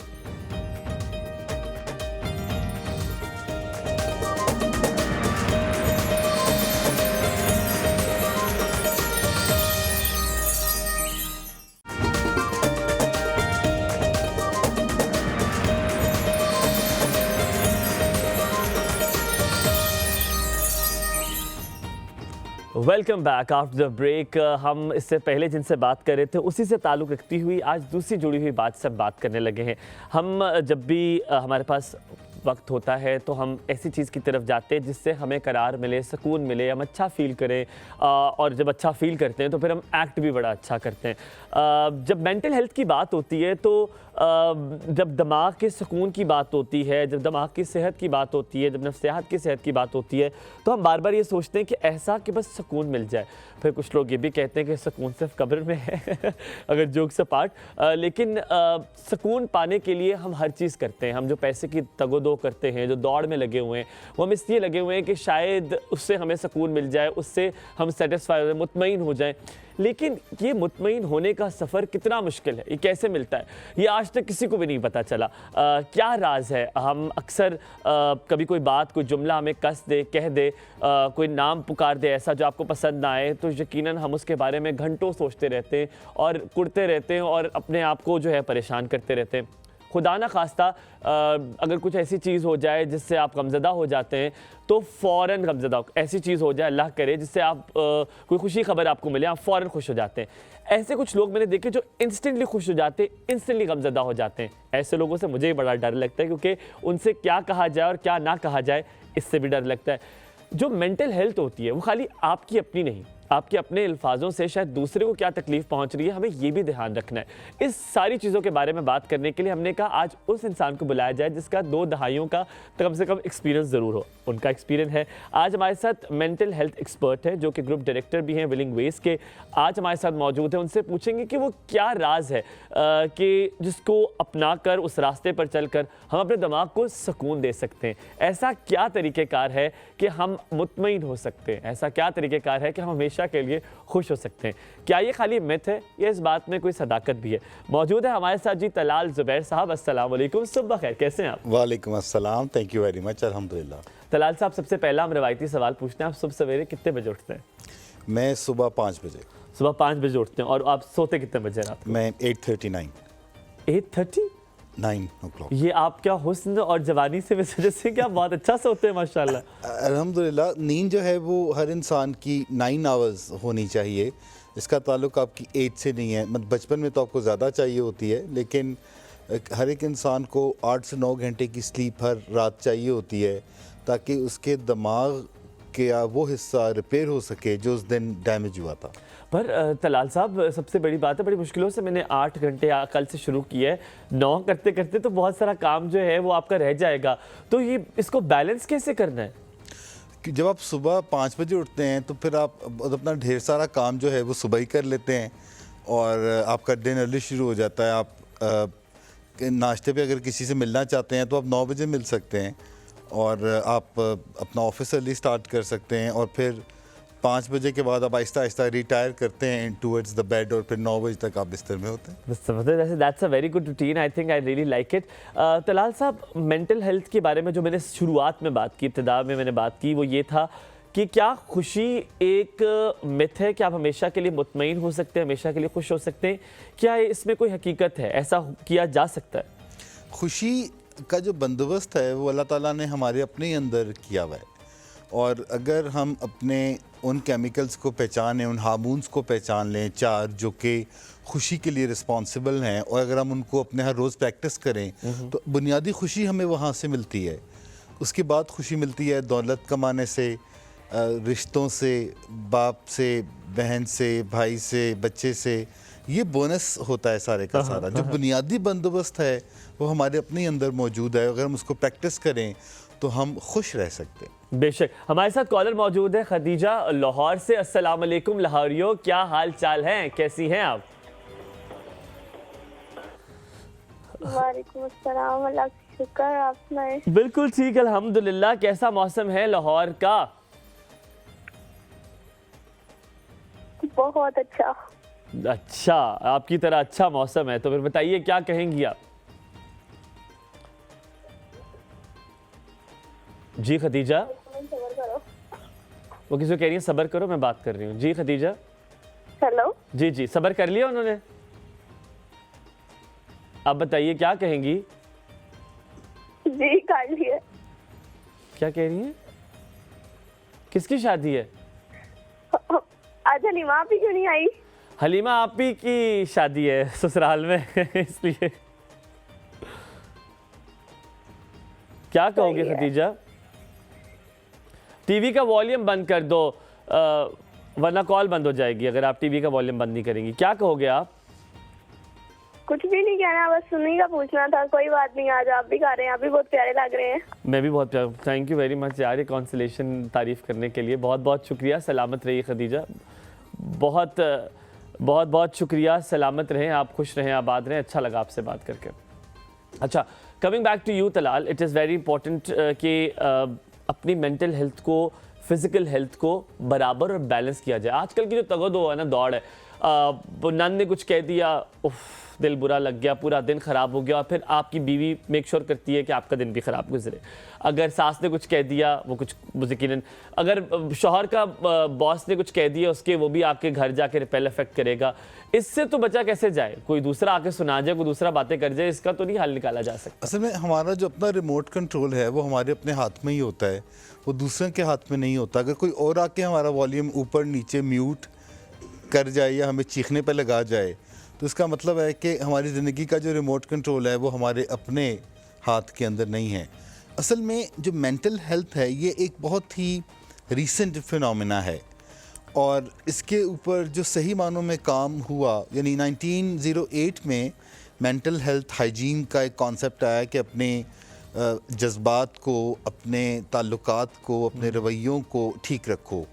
और उसके बाद जो लोग ऐसा नहीं कर पाते थे उनके लिए इंसेन अजाइलम्स बना दिए गए, और उनको वहाँ पर आइसोलेशन के अंदर सोशली डिटैच कर दिया जाता था और भेज दिया जाता था। और 1980 के अंदर आके इसकी जो मॉडर्न शक्ल आई, जिसके अंदर diagnosis and statistical manual develop हुआ कि इसके मुताबिक आप स्ट्रक्चर करें मेंटल हेल्थ के अंदर। तमाम लोग अजाइलम में जाने वाले नहीं होते, कुछ को सोशल वेलबींग के ज़रिए भी सोसाइटी में रखते हुए भी बेहतर इंसान बनाया जा सकता है। लेकिन आज भी अगर कोई सोचता है कि मेंटल हेल्थ, तो जैसे मैंने अपने एक फैमिली मेम्बर जिक्र किया कि मैं सोच रहा हूँ, आज से कोई 7-8 साल पहले मैंने कहा कि मैं सोच रहा हूँ कि अपनी मेंटल हेल्थ पे काम करूँ। अच्छा। तो उन्होंने कहा कि आपकी मेंटल हेल्थ को क्या हुआ? मैंने कहा कि मैं इंतज़ार करूं कि मेरी मेंटल हेल्थ को कुछ हो तो मैं फिर काम करूं। बिल्कुल सही कह रहे हैं। जैसे हम अब जिस्मानी सेहत के ऊपर हम बीमारियां आने से पहले प्रिवेंटिवली काम करते हैं, इसी तरीके से हमें अपनी मेंटल हेल्थ के ऊपर भी काम करने की ज़रूरत होती है। और आज के दौर के अंदर अपनी मेंटल हेल्थ के ऊपर काम करना बहुत ज़्यादा ज़रूरी है, और मेंटल हेल्थ पे काम करने की ज़रूरी है कि आप नेचर के साथ कनेक्ट हो जाए। पर तलाल, आप हमें ब्रीफली, ये आपने हमें डिटेल में बताना है, नॉट ब्रीफली, कि मेंटल हेल्थ को बेहतर कैसे किया जाता है? क्या इसकी कोई एक्सरसाइजेज हैं या अपने आप को समझने की ज़रूरत है? वो कैसी क्या चीज़ें हैं जो हमने करनी है? हमारे साथ है मिसेस नवीद, उनकी कॉल लेते हैं, फिर वापस आपके पास आते हैं। अस्सलाम वालेकुम मिसेस नवीद, क्या हाल चाल है? बिल्कुल ठीक ठाक, आप सुनाएं? बिल्कुल ठीक, अल्लाह का शुक्र, बहुत शुक्रिया पूछने के लिए। और मैंने वाकई फर्स्ट टाइम किया और मिल गया। वाह जी वाह, देखें बस ये किस्मत की बात होती है माशाल्लाह, और अच्छा लगा मुझे आपकी कॉल मिल गई है। क्या कहेंगी? मैंने आपसे कहना था कि एक यानी कि मेरे ना पित्ते में पथरी है। अच्छा। बहुत ज्यादा। ओके। तो मैं कह रही थी कि आप कोई ऐसा टॉपिक, इस टॉपिक पे जरा डिटेल से करें, क्योंकि वो पूरा भर चुका है। ओए होए, आपने डॉक्टर को चेक कराया? डॉक्टर्स को चेक करवाया तो वो ये कहते हैं कि इसका ऑपरेट है। तो जब आपके पास हर्बल या कोई आती हैं डॉक्टर, तो मैं ये कह रही थी कि ये भी बहुत ज़्यादा लोगों को इशू है ना इसका, तो निकलवा देंगे तो फिर और प्रॉब्लम्स हो जाती हैं। बिल्कुल दुरुस्त कह रहे हैं। तो इसके ऊपर ठीक है, हम कोई डॉक्टर करते हैं, पर आप ज़्यादा पानी पिया करें यार। कभी कभी कहते हैं ज़्यादा पानी पीने से भी जो है पथरी निकल जाया करती है, तो मेरा देसी टटका है। पित्ते वाली नहीं निकलती पानी में? नहीं, वो नहीं, पिता नहीं जाता पानी में, क्योंकि उसका मुंह ऐसा होता है ना कि उसके अंदर जो चीज़ चली जाती है वो फिर निकलती नहीं है। अच्छा, चिकनाई वाली चीज़ों से परहेज कर सकते हैं। चिकनाई वाली चीज़ों से परहेज, ये देखिए चिकनाई वाली चीज़ों से परहेज करें। अब देखिए मशवरा एक आ गया आपको फिट सा, उससे आप तो ये सारी मैंने डिटेल्स पढ़ी हुई हैं, लेकिन फिर भी कितना परहेज करें, क्या करें? डन हो गया। इसी वीक हम किसी को बुलाते हैं। अपना बहुत सारा ख्याल रखिए मिसेस नवीद, बहुत अच्छा लगा आपसे बात करके, सलामत रहें। Coming back to you, you were telling us about that. जी, मैं बता रहा था, आपने बेसिकली वो रास्ते क्या हैं, वो कैसे मेंटल हेल्थ को, क्या कोई एक्सरसाइजेज हैं या अपनी दिमाग की सोच को ही बदलना है, तभी आप सुकून में रह सकते हैं? देखें, दिमाग की सोच को तो यूँ बदलना है कि आप देखते हैं अगर एक ग्लास के अंदर आधा पानी है तो आप उसको देखते हैं कि the glass is half full, या आप उसको आधा खाली देखते हैं। यानी आप उसका मुस्बत पहलू किसी बात का सोचते हैं या आप उसका सिर्फ और सिर्फ मनफी पहलू ही सोचते हैं। असल चीज़ है कि जो हमारी मेंटल हेल्थ है वो हर 5 में से 1 बंदे की मुतासिर होती है। उसके यहाँ पे तो माशाल्लाह हमारे पास सबकी मुतासिर, आप जिसकी ले लें सबको उठा लें, सब मुतासिर हैं ये लोग। असल में ज़्यादातर लोगों की जो है वो, मैं बल्कि आज एक जगह पर था तो वहाँ पर वो आपस में एक पॉलिटिकल डिस्कशन कर रहे थे और ये कह रहे थे कि ये पार्टी वाले जहनी मसला है या वो पार्टी वाले जहनी मसला है, तो मुझसे राय मांग रहे थे। तो मैंने कहा देखिए ये पॉलिटिकल मसला है, ये जहनी मसला नहीं है। वो तो सारे जहनी मसाइल के मारे में अभी आजकल तो बड़ा जहनी मसाइल चल रहा है लाहौर की तरफ। पॉलिटिकल मसला है, ये जहनी मसला नहीं है। लेकिन जहनी मसला ये है कि अगर हम अपने बुनियादी 4-5 चीज़ों का ख्याल नहीं रखते, अपनी नींद का ख्याल नहीं रखते, देखिए नेचर के हम अगर ख़िलाफ़ चलते हैं तो हमारी मेंटल हेल्थ मुतासिर होती है। अगर हम अपने आप को खुद को नेचर से अलाइन कर लेते हैं। क्या पैदा होने से पहले भी होता है? Is it genetic? Yes, depression जो है या जितनी भी मेंटल इलनेसेस हैं ये जेनेटिक होती हैं। अगर आपकी स्ट्रॉन्ग जेनेटिक प्री डिस्पोजिशनिंग है तो फिर आपको वो बीमारी हो सकती है। अगर एक खातून के 4 बच्चे हैं तो किसी एक को या 2 में या 4 में भी जा सकती है। जो अहम चीज़ है जो मुझे इनकी वजह से तो कोई हम डायग्नोसिस नहीं दे सकते इस शॉर्ट कॉल पे, लेकिन जैसे इन्होंने बताया कि इनको पैनिक डिसऑर्डर रहा है और डॉक्टर ने इनको बेचैनी के लिए दवाई दी है और उसके साथ एक एंटी डिप्रेसेंट भी दी है। तो बेसिकली लगता है कि ये डिप्रेशन का मसला नहीं है बल्कि इनको एंग्जाइटी बेस्ड डिसऑर्डर से पैनिक डिसऑर्डर कहते हैं। और जो पैनिक डिसऑर्डर है इसके लिए आपको जो भी मेडिसिन अभी दी जा रही है ये वक्ती तौर पे आप ज़रूर खाएं, क्योंकि वरना आपको पैनिक होगा और आपको लगेगा कि आपके ठंडे पसीने आ रहे हैं, दिल की धड़कन बढ़ रही है, आपको लगेगा आपको हार्ट अटैक हो रहा है और अब आप दुनिया से कूच करने वाले हैं। और ये आपकी एक टेम्परेरी सी फीलिंग होती है जो कि पैनिक डिसऑर्डर के अंदर होती है। तो इसके लिए मेडिसिन के साथ साथ जो काउंसलिंग लेना है वो बहुत ज़रूरी है, क्योंकि अगर आप मेडिसिन खाते रहते हैं और तो कुछ अरसे के बाद आपको मेडिसिन की ज़्यादा डोज की ज़रूरत पेश आती है। लेकिन जब आप मेडिसिन के साथ काउंसलिंग लेते हैं तो फिर आपको दवाई की मिकदार भी कम होती है, टेपर ऑफ होती है और आप ऐसी लाइफ स्किल्स सीख लेते हैं कि आप बगैर दवाई के अपने पैनिक डिसऑर्डर को यूँ मैनेज कर रहे होते हैं जैसे कि आपको पैनिक डिसऑर्डर है ही नहीं। तो स्किल सेट जो है वो बहुत ज़रूरी है, क्योंकि आपके ब्रेन ने जो पैनिक डिसऑर्डर जिन लोगों को होता है इनके ब्रेन बड़े फास्ट लर्नर होते हैं, लेकिन उन्होंने गलत चीज़ें सीख ली होती हैं, डरना सीख लिया होता है, खौफज़दा रहना सीख लिया होता है। जब आप थेरेपी के ज़रिए इनको इसमें से निकालते हैं तो फिर ये खुश रहना सीख लेते हैं और वो जो फियर है, जो हाइपर एक्टिव अमेगडाला है, वो सबसाइड हो जाता है और आपको कॉन्शियसली उस एक फटीग और आप बता रहे थे रात को रोशन नहीं करना चाहिए, रात सोने के लिए शायद आप यही कहना चाह रहे हैं कि वहाँ पर आपको जागने के लिए नहीं। स्लीप की 3 स्टेजेस होती हैं। एक होती है डीप स्लीप। डीप स्लीप जो है हमें हर रात 2 से 2.5 घंटे चाहिए होती है, जिसके अंदर हम फिजिकली जो हमारे ऑर्गन्स हैं वो आराम कर दिल के और दिमाग के अलावा वो सारे के सारे आराम करते हैं, डैमेज रिपेयर होता है। ठीक हो गया। इसी तरीके से हमें फिर एक लाइट स्लीप चाहिए होती है। अब डीप स्लीप पूरी बॉडी के लिए जिसका 90% हमारा वॉल्यूम है, वेट है, मैस है, उसके लिए आपको 2.5 घंटे चाहिए। फिर उसके बाद आपको लाइट स्लीप चाहिए। लाइट स्लीप के अंदर आपका ब्रेन रिपेयर होता है और ये आपको 4.5 से 5 घंटे हर रात चाहिए, जिसमें आपका ब्रेन रिपेयर होता है। It is so important. इसका ताल्लुक मेंटल हेल्थ से है। और थर्ड स्टेज है रैम, जिसे रैपिड आई मूवमेंट कहते हैं। ये हार्ट की एक्सरसाइज होती है जिसके अंदर कि आपके दिल की धड़कन बढ़ती है। जैसे आप स्लीपिंग पल्स हमारा बिलो 50 होता है, तो जब हम सोते सोते दिल की धड़कन बढ़ती है और हमारा पल्स 80-90 पे जाता है तो हमारी थोड़ी सी मेमोरी रह जाती है, जिसे हम कहते हैं हमने ख्वाब देखा था। ठीक है। तो ये जो तीनों स्टेजेस हैं, लेकिन अगर आप रात को 12-1 बजे सोते हैं और सुबह देर तक भी सोते हैं तो आपकी ये सारी स्टेजेस जो है वो पूरी नहीं होंगी, आपकी लाइट स्लीप की क्वालिटी अच्छी नहीं होगी। तो उसके लिए ज़रूरी है कि जो आपका नेचुरल बॉडी का हार्मोन है मेलाटोनिन, उसको एक्टिवेट करने के लिए कि अंधेरा हो और नेचुरल जो फ्लो है अगर आप उसके साथ सरवाइव करना शुरू कर देते हैं तो आपकी ज़िंदगी, आपकी मेंटल हेल्थ जो है वो 40% बेहतर हो जाती है अगर आप खाली नींद के ऊपर अपने काम करते हैं। It is so important. कोई घंटे भी हैं जिसमें डीप स्लीप आती है? अक्सर लोग कहते हैं कि जो 9 से 12 और 1 बजे तक का टाइम है ये बड़ा फिट टाइम है सोने के लिए, कि उस वक्त आपको सही अच्छी नींद आती है। कोई उसकी नींद 4 घंटे की नींद जो है वो बराबर है 8 घंटे की। क्या ये बात सच है? हमारा नेचुरल सर्काडियन रिदम जो है वो यही है कि हम अंधेरे के साथ साथ सोना स्टार्ट कर दें और रोशनी के साथ साथ जागना स्टार्ट कर दें। तो नेचुरली वो हमारा बेस्ट टाइम होता है, उसमें हमारी क्वालिटी ऑफ स्लीप बेस्ट होती है। अच्छा, तो ये बड़ी अच्छी बात है। मैं भी अपनी रूटीन को इसको तब्दील करने की सख्त ज़रूरत है। ये तो दिल घबराता है जिसे हम पैनिक अटैक करते हैं, कभी कभी कोई वजह नहीं होती लेकिन आपका दिल बड़ा बुरी तरह घबरा रहा होता है, क्या उसकी वजह होती है कि सबकॉन्शियस माइंड में पीछे छुपी हुई? अक्सर खवातीन कहती हैं कि यार मेरा दिल घबरा रहा है, आज मुझे लगता है खुदा ना खास्ता कुछ बुरा होने वाला है। अच्छा, ये क्या होता है? रीज़न पीछे नहीं छुपी होती, इसकी रीज़न दिमाग के दरमियान में छुपी होती है, जो कि माथे से 3 इंच पीछे और यहाँ से 2.5 इंच नीचे होती है, जो कि बादाम की शक्ल का एक टुकड़ा होता है हमारे हिप्पोकैम्पस में, जिसे अमेगडाला कहते हैं। लैटिन लैंग्वेज में एलिमेंट को अमेगडाला कहते हैं। वो अमेगडाला जो है वो पैगाम भेजता है हमारे गदूद जो होते हैं किडनीज के ऊपर, एड्रीनल ग्लैंड्स, जना कैप की शेप के, यस।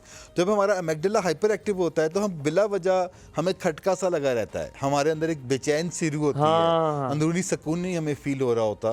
इसका मतलब है कि हमारा जो अमेगडाला है वो हाइपर एक्टिव है, और अमेगडाला के ज़्यादा एक्टिव होने के नतीजे में ही किसी को OCD या पैनिक डिसऑर्डर या PTSD या जनरलाइज एंजाइटी डिसऑर्डर डेवलप हो सकता है, जैसे कि इन मैडम को भी इनमें से एक इसी फैमिली का एक डिसऑर्डर है जिसे कि पैनिक डिसऑर्डर कहते हैं। सही। अब जब हम अपनी प्रैक्टिसेस करते हैं, ये 4 जो मैं बताने लगा हूँ कि हमारे अंदर जो सिस्टम मौजूद है अल्लाह ताला ने रखा हुआ है, वो ये है कि अगर हम एंडोर्फिन पैदा करें, एंडोर्फिन नेचुरल ब्रेन के और बॉडी के पेन किलिंग हार्मोन है जो हमारे अंदर मौजूद है, और वो रिलीज़ होता है अगर आप हर रोज़ 60 मिनट की वॉक की एक्सरसाइज करते हैं तो आपके अंदर रिलीज होता है। ठीक हो गया? ठीक हो गया। दूसरे नंबर पर हमारा जो हार्मोन है वो है डोपामीन। डोपामीन एक बहुत हाई रश हमें देता है।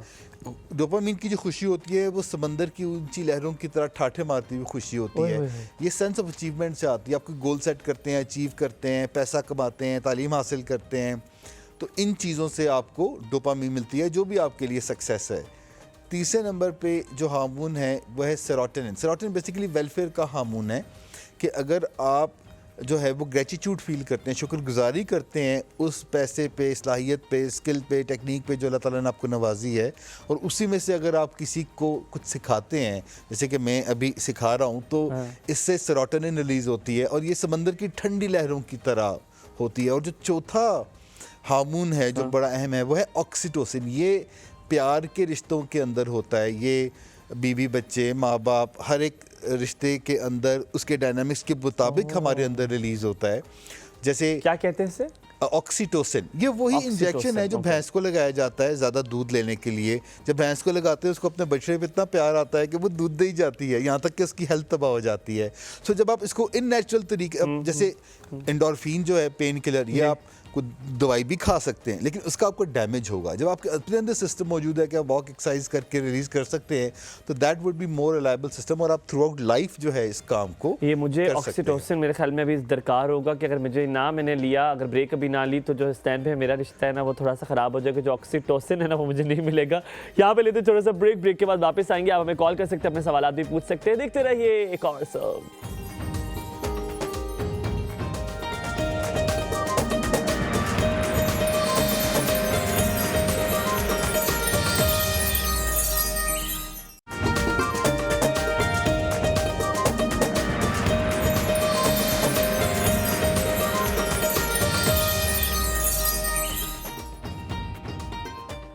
Welcome back after break. आप देख रहे हैं कॉर्सो। मेरे साथ मौजूद हैं तलाल ज़ुबैर साहब। और तलाल साहब, नाउ डॉक्टर साहब, one thing I need to know is, आपने कहा एक्सरसाइज करना ज़रूरी है क्योंकि आपका एंडोर्फिन होगा, अगर आप ऑक्सीटोसिन आपका तब रिलीज़ होगा, I am sure I am saying the right pronunciation, जब आपके रिलेशंस अच्छे होंगे, फिर आपका डोपामिन तब होगा जब आपकी अचीवमेंट, सेंस ऑफ अचीवमेंट होगी।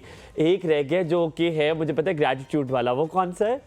सेरोटोनिन। सेरोटोनिन। तो ये चारों तभी होंगे जब ये सारी चीजें मिलकर होंगी, और इनमें से एक भी नहीं होगी तो मेंटल का जो जब ये नहीं होगी तो फिर आप एड्रेनलिन को प्रैक्टिस करेंगे जो कि हमारे अंदर बेचैनी और अनसर्टेनिटी और फियर, और मैं इससे पहले कि जो कॉलर्स हैं उनको फियर हो जाए कि उनकी कॉल नहीं उठाएंगे, हम उनकी कॉल लेते हैं। आयशा हमारे साथ है। अस्सलाम वालेकुम आयशा, सुबह खैर, क्या हाल है? वालेकुम अस्सलाम। ठीक भाई, आप सुनाएं, आपका क्या हाल है? टिप टॉप, मजे में यार, अच्छा चल रहा हूँ जिंदगी में। अच्छा आप बताएं, पाक पतन वालों का क्या हाल है? जी अल्हम्दुलिल्लाह, बाबा फरीद का करम है। चले माशाल्लाह माशाल्लाह, हमारे लिए भी दुआ कर लिया करें यार बाबा फरीद के सामने। ठीक है, हम बाबा फरीद को जरूर दुआ करेंगे, अल्लाह आपको खुशियां दे। आमीन सुम आमीन सुम आमीन सुम आमीन। बहुत शुक्रिया। क्या कहोगे? भाई मुझे एक रिक्वेस्ट करनी थी आपसे। आप प्लीज करें रिक्वेस्ट। वो ना एक दिन आपने एक आंटी बुलवाई थी ना कि जो कार्ड पे फ्यूचर बताती थी। हाँ, टैरो कार्ड वाली, टैरो कार्ड आंटी तो कह दिया उन्हें, तो उन्होंने बताना है आपको, पर चले बाजी कर लें। चल, मैंने ना देखा नहीं था उस दिन, मैं कॉलेज गई हुई थी और मेरी आपी कह रही थी कि ना केबल नहीं थी हमारी, तो हम शो नहीं देख पाए, तो प्लीज आप उन्हें एक दफा फिर बुला लें। अच्छा ठीक है, वैसे YouTube पे होगा ना वो वाला, आप देख लें वो टैरो कार्ड वाला episode. What was your name Hasnain भाई? क्या वाह भाई, शबाना थी हमारे साथ। आप लिखिएगा एक और सुबह विद शबाना तो आ जाएगा। वैसे हम फिर भी आपने रिक्वेस्ट की, हम ज़रूर बुलाएंगे। हम टेरो कार्ड पे एक और वो शो करें मेरे इम्तियाज़, बल्कि हम हसनैन भाई से यही डिस्कस कर रहे थे कि एक और हम ज़रूर करेंगे। आप देखिएगा इंशाल्लाह दोबारा बुलाएंगे, रिक्वेस्ट आपकी कबूल करेंगे इंशाल्लाह। ठीक है, बुला लीजिएगा। डन हो गया, डन हो गया। ख्याल रखो, खुदा हाफिज़। हमारे साथ फ़रा हैं जी। अस्सलाम वालेकुम, सुबह खैर। फ़रा क्या हाल चाल है? अस्सलाम वालेकुम हुमायूं भाई, कैसे हैं आप? बिल्कुल ठीक ठाक। फ़रा एक आप पहले बात करें फिर मैं आपसे बात करता हूँ, एक बात करनी है मैंने आपसे। जी हुमायूं भाई, वैसे तो आपका शो अधूरा लगता है, बहुत मिस करते हैं जब वलीमा नहीं आता है। सेम बिल्कुल यही बात है। और हुमायूं भाई, एक तो रिक्वेस्ट है आपसे कि हमारे लिए कोई व्हाट्सएप नंबर भी हमारे लिए कोई निकालें, जब पैकेज आपके लिए कराना पड़ता है हमें। अच्छा, ये वैसे बात दुरुस्त है। ये बिग बॉस से पूछते हैं। मैं आपकी फैन हूँ, हो गई हूँ इस शो की। थैंक यू, मेरे बहुत बच्चे शुक्रिया। हैं, मेरा बेटा है 4 इयर्स का, तो वो मुझे कहेगा मम्मा आपका फेवरेट शो लग गया है यार तो सदके देखना है। यार क्या नाम है बच्चे का? अहमद है। अहमद को बहुत सारा चीचियां और प्यार। Thank you so much. और सर, आपके मेहमान से मैं बात करना चाहूँगी। जरूर, बिस्मिल्लाह। अस्सलाम वालेकुम सर। वालेकुम अस्सलाम। सर कैसे हैं आप? अल्हम्दुलिल्लाह। सर मैं आपसे ये जानना चाहती हूँ कि जो डिप्रेशन है, ये हम लोग को जब हम डॉक्टर्स के पास जाते हैं, स्ट्रेस है, तो हमें वो नहीं बताते हैं, सही तरह से गाइड नहीं करते हैं। तो वो जी हम लोग को बता देते हैं जी आपको मसल्स का प्रॉब्लम हो गया है, आपको ये प्रॉब्लम है, आपको हार्ट का प्रॉब्लम है। तो बेसिकली हम लोग को वो ना गाइड नहीं करते हैं, क्योंकि न्यूरो सर्जन जो है वो आजकल डॉक्टर्स जो हैं, सॉरी टू से, बट सिर्फ पैसे बनाते हैं। ठीक है, जो बात है, तो वो सिर्फ मेडिसिन आके लें जी, हमारे पास बार बार चक्कर लगाएं। तो वो मेन पॉइंट जो है, अगर वो स्ट्रेस का मरीज है तो उसको बताना चाहिए डॉक्टर्स को कि आपको स्ट्रेस है, या उसको समझ के उसको गाइड करना चाहिए। डॉक्टर्स के पास जाते हैं हम अपना स्ट्रेस दूर करने के लिए, डॉक्टर्स हमें और स्ट्रेस दे के भेज देते हैं। एक स्ट्रेस का मरीज है, वो क्यों उसको गाइड नहीं करते हैं कि उसको समझ के, न्यूरो सर्जन है, जाहिर सी बात है वो दिमाग का अच्छी तरह से उनको नॉलेज है, तो वो एक मरीज को बिल्कुल भी उस तरह से ट्रीट नहीं करते हैं स्ट्रेस के मरीज को। तो वो ये क्या वजह है और उसको किस तरह से हैंडल करना चाहिए हमें? कि जैसे मैं हूँ, मुझे स्ट्रेस हो जाता है फौरन से पहले, कि छोटी सी बात पे भी मुझे स्ट्रेस हो जाता है, मेरी बच्ची नहीं पढ़ रही है तो जी मुझे उसको बेस उसकी अच्छी बनानी है, या छोटी सी कोई भी बात हो जाए फॉर एग्जाम्पल, तो मुझे उसका स्ट्रेस हो जाता है। तो उसके साथ मेरे मसल्स को बहुत ज्यादा प्रॉब्लम होती है, तो मैं इसको किस तरह से दूर करूँ? मैं बहुत बड़े बड़े डॉक्टर्स के पास गई हूँ, मुझे 3 और 4 इयर्स हो गए इस बीमारी में। तो मैं आपकी पूरी बात समझ गया। मैं बहुत शुक्रिया कॉल करने के लिए। आपका सलामत रहें, खुश रहें, आबाद रहें। फिजा की कॉल भी लेते हैं। आपने सवाल मैं आपसे आपके वापस आके पूछता हूँ, फिजा की भी कॉल ले लें। ठीक है, अस्सलाम वालेकुम फिजा, सुबह खैर, क्या हाल है? वालेकुम, कैसे हैं? बिल्कुल ठीक ठाक, टिप टॉप मजे में। आप बताइए, आप कैसी हैं? अल्हम्दुलिल्लाह मैं ठीक ठाक। मुझे आप से बात करनी थी। किससे बात करनी थी? जो गेस्ट आए हुए हैं आपके। जी तलाल साहब, डॉक्टर तलाल आप सब मौजूद है जी, कहिए। अस्सलाम वालेकुम। वालेकुम अस्सलाम। ये मुझे बाइपोलर डिसऑर्डर के बारे में बताएं डिटेल में थोड़ा ना, और उसकी अगर मेडिसिन हम यूज करते हैं वो कितने टाइम तक यूज कर सकते हैं? जी जरूर, मैं बता देता हूँ। ठीक, ओके, अल्लाह। हमने भी काफ़ी सहा है बाइपोलर डिसऑर्डर। अगर आप हमसे भी पूछना चाहें, हमारे पास एक ऐसा इंसान ज़िंदगी मेरी में था, हसनैन भाई, पता नहीं मेरे शायद हसनैन भाई की भी ज़िंदगी, हम दोनों की एक ही था मेरे ख्याल में। हसनैन भाई मेरे दोनों की ज़िंदगी में एक इंसान था जो कहते थे बाइपोलर डिसऑर्डर है, लेकिन वो मानती नहीं थी। मैं कहती थी है डिसऑर्डर, था ये थी, मुझे याद नहीं है, लड़का था लड़के थे, लेकिन अक्सर लोग होते हैं वो मानते भी हैं, लेकिन उसकी वजह से दूसरे लोग जो अफेक्ट हो रहे होते हैं कि वो पल में तोला पल में माशा भी हो जाते हैं। लेकिन कुछ लोग होते हैं बाइपोलर डिसऑर्डर कुछ और भी होता है। So it's very diverse field. So हम बाइपोलर डिसऑर्डर से शुरू करते हैं, फिर वापस पीछे जाएंगे उनके सवाल की तरफ भी जो कहते थे डॉक्टर्स ट्रीट नहीं करते। अच्छा देखिए, जो बाइपोलर डिसऑर्डर है बेसिकली ये 4 मेजर डिसऑर्डर्स होते हैं: thought disorder, mood disorder, behaviour disorder और पर्सनालिटी डिसऑर्डर। ये मूड डिसऑर्डर्स के अंदर आता है। ठीक है, और बाइपोलर डिसऑर्डर जो है वो एक ऐसा डिसऑर्डर है जिसके अंदर आपका जो मूड मिजाज का झूला है वो मेनिया से डिप्रेशन की तरफ रेंज करता है। अच्छा। और जैसे मेनिया +10 है और डिप्रेशन -10 है, तो 0 हमारा नॉर्मल मूड है। हम सब कुछ अच्छा महसूस करते हैं, 1 2 3 तक जाएंगे, फिर थोड़ा कभी डिप्रेस महसूस करेंगे, 1 2 पर आएंगे -1 2 पे। तो ये एक नॉर्मल मूड का झूला है जो चलता रहता है। लेकिन अगर हमारा मूड का झूला वो 9-10 पे मैनिया पे चला जाए, जिसके अंदर आपको गुस्सा आ रहा है, आप किसी की बात नहीं मान रहे, आपके अंदर डिल्यूजन ऑफ ग्रैंडियोसिटी आ गया, आप अपने आप को इनविंसिबल समझना शुरू हो गए हैं, आपको साइकोटिक सिम्टम्स आना स्टार्ट हो गया, आप खुद को खुदा क्लेम करना शुरू हो गए, नाउजुबिल्ला। तो ये स्टेट है जो कि मेनिया की होती है और जहाँ पे हॉस्पिटलाइजेशन की ज़रूरत पेश आती है। इसी तरीके से डिप्रेशन जो है वो तब डेंजरस होता है जब आपका जो मूड है वो बहुत लो है, आपका कुछ काम करने को जी नहीं चाहता, आप बिस्तर से बाहर नहीं आ पाते, आप अपने काम पे नहीं जाना चाहते, आपके सॉरी फॉर द इंटरप्शन, क्या ये बाइपोलर डिसऑर्डर होता है कि कभी आपका मूड बहुत अच्छा है और कभी आपका मूड बहुत बुरा है, आप फौरन से मूड बगैर किसी वजह, अगर बगैर किसी वजह के ये हो रहा है तो फिर बाइपोलर मतलब है कि आपको बाइपोलर टेंडेंसीज हैं। डिसऑर्डर के लिए तो फिर अपना एक स्ट्रक्चरल डायग्नोसिस है, और जैसे बाइपोलर डिसऑर्डर होता है ऐसे बाइपोलर इन ऑर्डर भी होता है, और उसको मेडिसिन्स डेफिनेटली वर्क करती हैं, mood stabilisers, antipsychotic combination work करते हैं। एट टाइम्स आपका जो लिथियम का सॉल्ट है वो आपकी बॉडी में लेना पड़ता है, उसकी ज़रूरत होती है, क्योंकि मैं मेडिकल डॉक्टर नहीं हूँ तो वो तो कोई डॉक्टर बेस्ट एडवाइस करेगा। लेकिन उसके साथ साथ जो काउंसलिंग है और लाइफस्टाइल चेंज है, that plays the major role in the process bipolar disorder. मैं वापस आऊँगा हमारी पहली कॉलर की तरफ। देखें, अगर आपको कोई प्रॉब्लम है और आप डॉक्टर्स के पास जाती हैं तो डॉक्टर्स जो है उनके पास 150 मरीज़ बाहर खड़ा होता है, उन्होंने 5 घंटे के अंदर हिसाब लगाया होता है कि अगर 150 मरीज़ या 200 का जो अपॉइंटमेंट है तो 3 मिनट से ऊपर में फी मरीज़ को नहीं दे सकता और 3 मिनट के अंदर वो बामुश्किल आपकी बात क्या समझेगा, आपको क्या बताएगा, वो नुस्खा लिख के आपको देगा कि जाओ दवाई खा लो। लेकिन मसला ये हमारा है जब हम बीमार के तौर पर या क्लाइंट के तौर पर जाते हैं किसी डॉक्टर के पास, तो हमें ये देख लेना चाहिए कि जो डॉक्टर है इंडिविजुअली वो सिर्फ दवाई लिखने वाला डॉक्टर है या एजुकेट करने वाला डॉक्टर है। तो हमेशा चूज़ करें उस डॉक्टर को जो आपको एजुकेट करता है। जैसे आप इंग्लैंड में जाएं किसी डॉक्टर के पास, आपको अगर पेट में भी दर्द है तो वो 5 मिनट में दवाई देगा और 20 मिनट लगा के आपको एक्सप्लेन करेगा कि आपका प्रॉब्लम क्या है, आपको क्या क्या एहतियातें करने की ज़रूरत है, कैसे आपने अपनी लाइफस्टाइल को बेहतर बनाना है ताकि आपकी तकलीफ़ बढ़े ना और इससे कम होने की तरफ जाए। लेकिन अनफॉर्चुनेटली पाकिस्तान के अंदर पहले तो बिल्कुल भी नहीं था, लेकिन जब से बाहर की लॉट पाकिस्तान वापस आ रही है डॉक्टर्स की, तो मैं देख रहा हूँ कि इनके अंदर एटलीस्ट अवेयरनेस है ये।